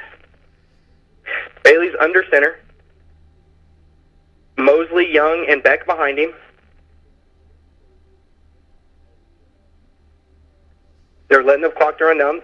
Take the handoff, hand it off to Mosley up the middle, who gets stacked up by, looks like number 5, Caden Romero, but is getting a big push from his offensive line. He is going to be all the way down to the 3-yard line, I believe, so that is going to be... The ball was at the 10, is that correct, Zach? Yes. So that is a 7-yard pickup there for Keaton Mosley. And that will set the Pacers up 1st and goal now at the Lion 3-yard line. Mosley appears to be in some pain as well. I do recall he did get hurt earlier in the game, is that correct? Yeah, about midfield. 4:05 on the clock. Pacers lead 34-33. 20 seconds on the play clock. You know they're just trying to chew that clock down. Take the clock down. Salem's defense has to step up in this situation. Wishbone formation. Bailey under center with Mosley. That's a quick snap, and it's a quarterback sneak down to the 1. So it's a 2-yard pickup there for Bailey. And there is a stoppage, and it's going to be probably a timeout by the Lions side, I guess. Yes. Yes, it is. So Zach and I will step aside for a short commercial break, and we'll be right back. Many thanks to our fine sponsors. Salem Lions High School Football continues in just a moment on WSLM 97.9 FM. Drew and Johnson Scott here to tell you that American Family Insurance is committed to protecting your dream home so that your family has a place to share laughs, celebrations, and milestones, which is why their new homeowner discount rewards customers who have purchased a new home in the last 3 years with a discount on their homeowner's policy. American Family Insurance. Insure carefully, dream fearlessly. Contact Rodney Bruff, agent at Rodney S. Bruff Agency Incorporated, 812-277-1400 today. Discount and savings amounts and eligibility will vary. Some restrictions apply. American Family Mutual Insurance Company, SI, and its operating company, 6,000 American Parkway, Madison, Wisconsin. Products not available in every state. And we are back here. 3:43 to go in this 4th quarter here, and Switzerland County has the ball 2nd and goal at the 1-yard line. It's more like the half-yard line. They lead 34-33 over the Lions. And Bailey comes out under center, wishbone lined up behind him. There's the snap, and it's another quarterback sneak with Bailey, and he is getting a push, and he is in the end zone by about 8 yards. There's been no call yet. There is the touchdown call from the ref. So the Pacer lead extends to 40-33 here, pending this extra point. And if you're Switzerland County, you're up by 7 right now. You kick the PAT, go up 8, force the Lions to get the 2. Correct. 3:32 is left in this ball game. You have stopped their 2-point conversion a couple times. Turner in for the point after kick. Bailey to hold. There's the snap. Hold is down. Kick is up. And it looks good. And it is. So the Pacer lead extends to 41-33. And something you don't like seeing if you're Switzerland County right now is your quarterback was slow to get up. Was very slow to get up after that hold. I don't know if he got ran over by somebody. He did. So he got ran over and was slow to get up. That is the downfall of having your quarterback on the field other than quarterback. But Switzerland County is a small school. They also have him on defense. Currently, 3:32 remains. Salem trails here in the fourth quarter, 41-33. Salem has one timeout. Switzerland County has 3.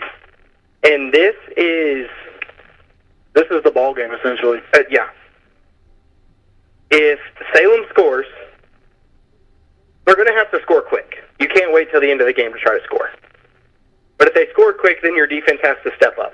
You got to get in that awkward situation where you don't take too much time, but you don't take... Yep.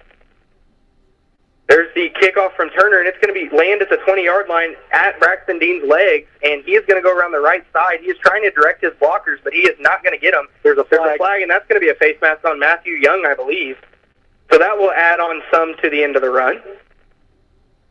We'll see if it's accidental or incidental. It is a face mask, but is it a personal foul or is it a 5-yard? It is personal foul, so it's going to add 15 onto the end of the run. So the return was to the 24-yard line, I believe, so Lions should take over 1st and 10 at the 39. I feel like there's been an unusual amount of face masks this year. It comes, and it's not just Salem, really. It's been every team we play. That's what I'm getting at. It just comes from people trying to tackle too high. If you get low, you'll never grab somebody's face mask. Which is, the way I hear, they're teaching players to tackle high, which is the There's opposite so many of what... safety rules that are coming into play now. 3:23 remains here in this ball game. Salem takes over. Braxton's under center. Dent and Moore in the backfield. There's a snap. It's going to be a toss left to Dent. Handoff to Peyton Shockey, who tries to cut back across. He gets wrapped up by a pacer. Breaks one, but not the second and the third. He is dropped for a loss of 1. So it's going to be a negative 1-yard rush for Peyton Shockey on first down. And that brings up 2nd and 11 now for the Lions offense. Coach Pennington is getting the play call into Ethan. Ethan's taking the play out to Braxton. 2:55 to go here in the game. Braxton gets the play call, breaks the huddle, comes to the line. 2:45 remain. Braxton's under center. Karras the lone back. Dent and Shockey at slots. Braxton gets the team set, takes the snap, takes the handoff, looks back to throw. He's getting pressured out. He rolls to his left, chucks one down the field, and that is not good as it goes into the hands. That is a pass interference. There is a pass interference that just saved this game here for the Lions. Matthew Young goes down with it, but that was just a completely unnecessary pass interference there by the Switzerland County defense. I'm almost wondering if they didn't throw the ball because they saw the pass interference. It looks like the pass interference happened about the same time that Matthew Young intercepted it. So that will be, the ball was at the 38, so it'll now be at the 47. It'll be on the Pacer side of the field at the 47. 15-yard pass interference by the Switzerland County defense. Yep, and that sucked the momentum out of Switzerland County. If you're Switzerland County's coach right there, you ask your corner, what were you doing? The ball was drastically underthrown, and he just tackled Ethan Campbell before the ball got there. 2:24 remains. Braxton's under center. Karras the lone back. Shockey's in motion. There's a snap toss right to Peyton Shockey, who cuts that around to the outside. Tries to jump around over there, but doesn't get far. He gets 2, I think, down to the 45. So we have about 2:10 to go here in the fourth quarter, and it's 2nd and 8 for the Lions now at the Pacer 45-yard line. We have reached 2 minutes left in this ball game. 41-33 Switzerland County. 25 on the play clock as Ethan Campbell brings the play into the huddle. 3 timeouts Switzerland County, 1 for Salem. Braxton's in gun right now with Logan Dent to his right. 2 receivers on the near side. That's Campbell and Shockey. There's a snap. Braxton fakes the handoff. He's looking to throw. He's got some pressure on the right side. Gets away from it. Chucks one down the field, and it's going to be tipped up again, and it's going to be just broken up at the 5-yard line. You hold your breath on that one, Brandon. And that was another deep pass to Peyton Shockey that was slightly underthrown from Braxton. Campbell. Was it Ethan Campbell? Yeah. Oh, Peyton. It was tipped by one defender, tipped by another. Ethan Campbell tried to catch it, but it fell to the ground. That's one of those ones, like Zach said, you hold your breath when you throw a deep ball into double coverage like that. That ball was in the air for about 35 yards. So let's talk about the task at hand here. The task at hand is at least you have to get a first down here. 3rd and 8, ball at the Pacer 45. Braxton's under center. Dent and Moore in the backfield. Peyton Shockey, the near receiver. There's the snap. Braxton's going to fake the toss, roll out to his left. He's got some pressure. He's just going to chuck it up, and it's going to be caught by Caden Romero at the line of scrimmage and immediately brought down there by Josiah Holiday of the Pacers. So it is going to be 4th and 8 after this timeout by the Lions. Final timeout and by the we'll Lions. see what Coach Pennington comes out with, and we'll just stay right here because this is too exciting to go away from. But it is now 4th and 8, Zach. 4th and 8, a minute 25. You've used your last timeouts, down by 8. You have to throw the ball. You've taken deep shots only. You have to tell Braxton, look to get to the sticks. Don't take the hero shot into the end zone. Correct. Get the first down. First 8 yards is all you want. If you do not get the first down here, this game and your season is over. All that matters is you keep the season alive with 8 yards. Yes. The touchdown doesn't matter right now. What matters is 8 yards. What do you draw up here? My philosophy is a lot different than yours is. I like running a levels combo, or... Explain that to the people at home that don't know what that is. Essentially, you have your... Basically, have all outs or all in. Exactly. At different levels. Braxton's in gun.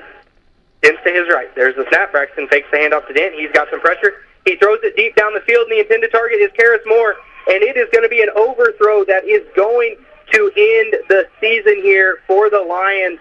Karis was the intended target. Salem is begging for a flag for interference, but it does not look like they're getting it.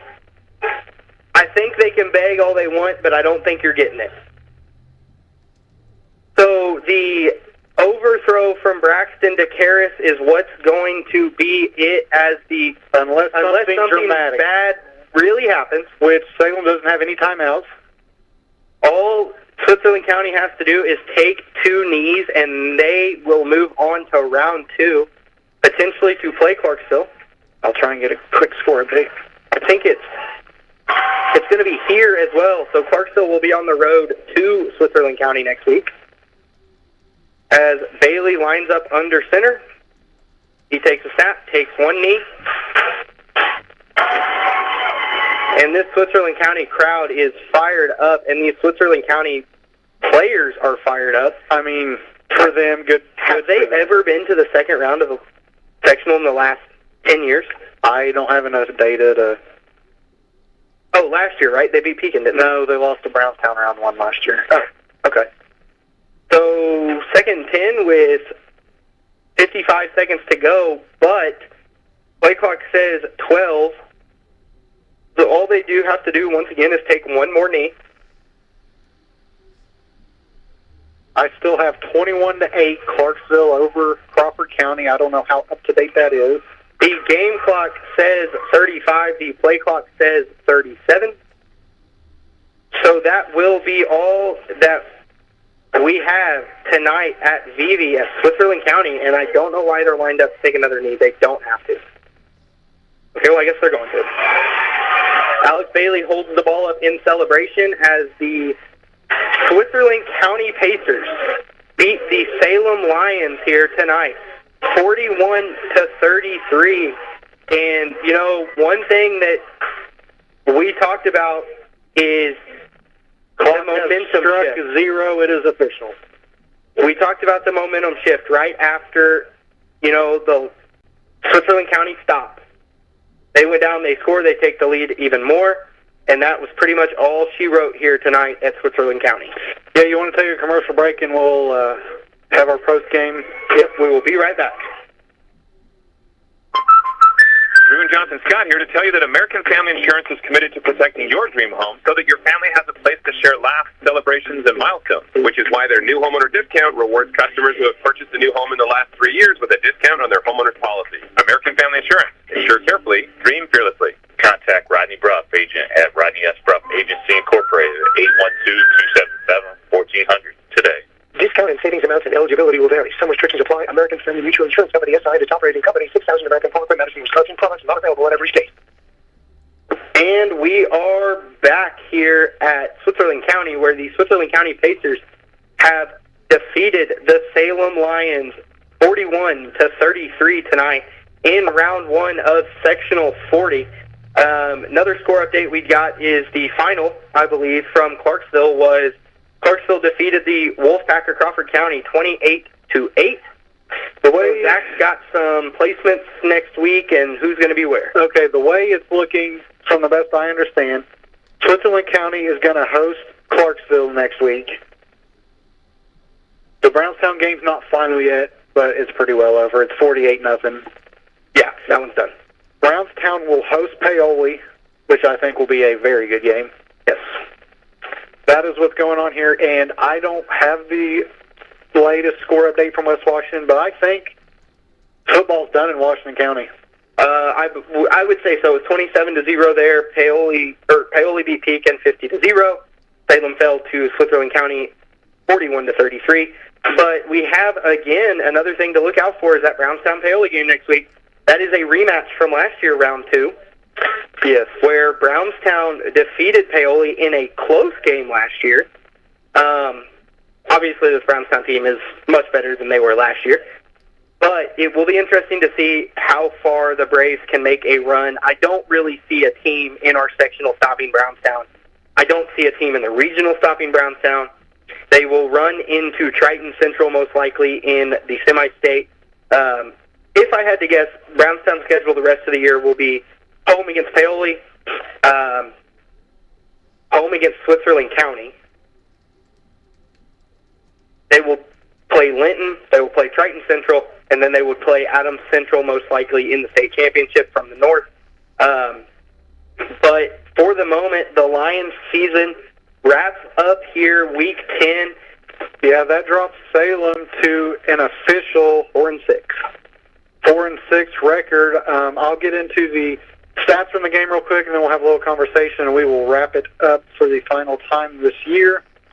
For Salem, the leading rusher tonight, who had one heck of a game, was Peyton Shockey, who had 149 yards on 11 attempts and 2 touchdowns. Dent carried the ball 12 times for 59 yards. Moore, in his final game, carried the ball 10 times for 41 yards, and Braxton carried the ball 6 times for 31 yards. He went 11 for 18 passing for 106 yards and threw 3 passing touchdowns, 1 to Ethan Campbell, 1 to Caden Romero, and then 1 to DJ Ward. The Lions had 15 total first downs tonight, 4 through the air and 11 through the ground.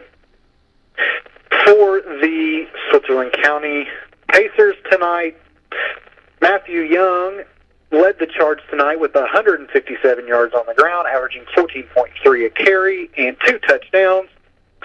The other 100-yard rusher tonight was Alex Bailey, the quarterback, who had one heck of a game tonight.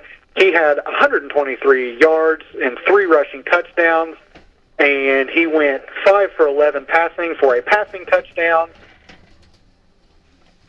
Let's see here. Following my papers here. Colvin Beck was pretty well shut down tonight. 32 rushing yards on 6 attempts, which was kind of surprising, honestly. Keaton Mosley carried the ball 3 times for 28 yards, and Mason Stroud carried the ball once for 7 yards. And there was 13 total touchdowns, or first downs tonight for the Pacers, 12 of them on the ground, 1 of them through the air. One thing that Zach and I, we talked about at halftime was the lack of output by number 13, Matthew Young. For they found ways to adapt and overcome.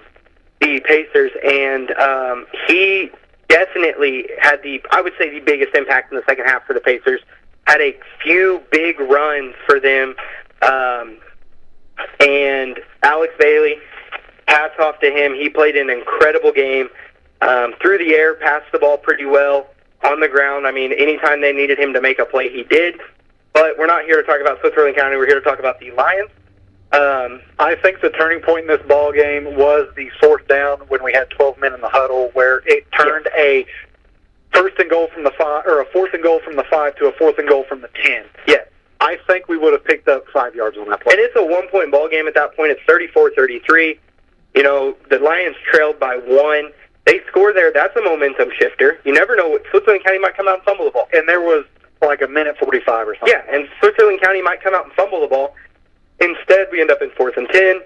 Turn the ball over. Then they had that long run. They had, 4 or 5 plays that drive. They had the one that was, a 70-yard rush. There was like a 50-yard rush plus the 15-yard penalty. So, really, at the end of the game, I would comfortably say this game came down to about 3 drives, and they were all at the end of the game. The Lions' offense played really well. They scored every drive except, 2?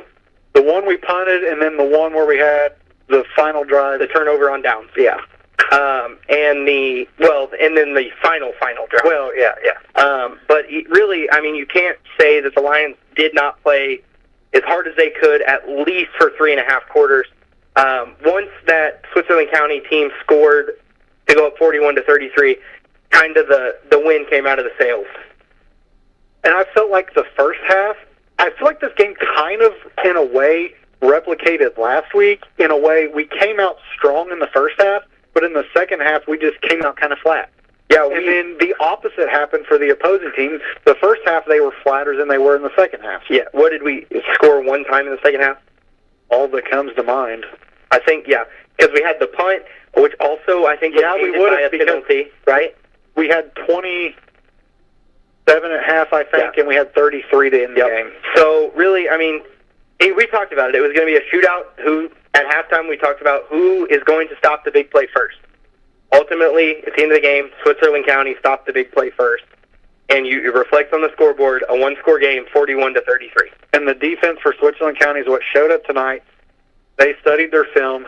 They dug in. They had players who were pointing where the ball was going to go. Yep. They shut us down in the second half. Yep. So we show our appreciation to everybody at home that listened to Zach and I all season.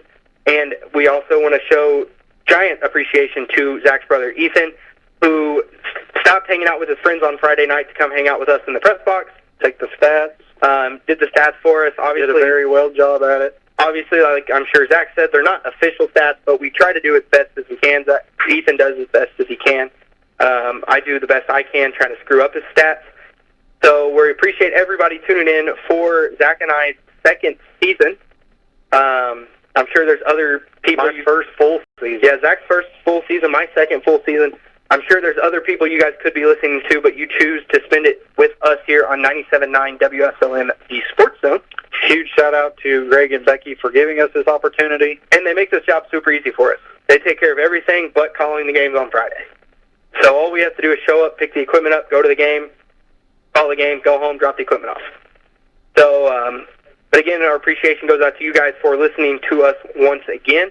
Unfortunately, the Salem Lions season has come to an end here. Obviously, we want to give a shout-out to the seniors. I think all of them were 4-year players, I believe. I think so. There was 8 of them. So shout-out to those 8 that stuck with it for all 4 years. Definitely, we saw some improvements from last year. We will probably have a season-ending conversation on the radio at some point. It'll probably be Zach and I, and then Chris Hunt, out from West Washington, that we will all get together, and we will pretty much have just a discussion about our seasons, how they ended, how they started, how they went in the middle.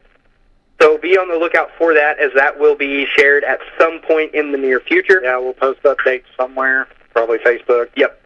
But for the moment, I think that's going to bring it to the end for us. We want to shout out our wonderful sponsors once again before we head out for the season.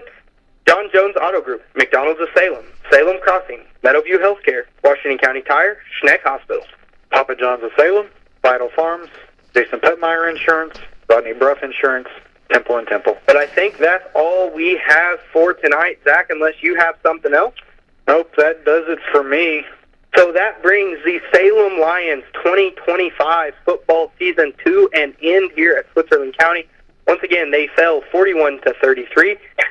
But we will be back on WSLM Sports Zone 97.9 next year for the kickoff to the Lions 2026 season. But for the moment, God bless and have a great week.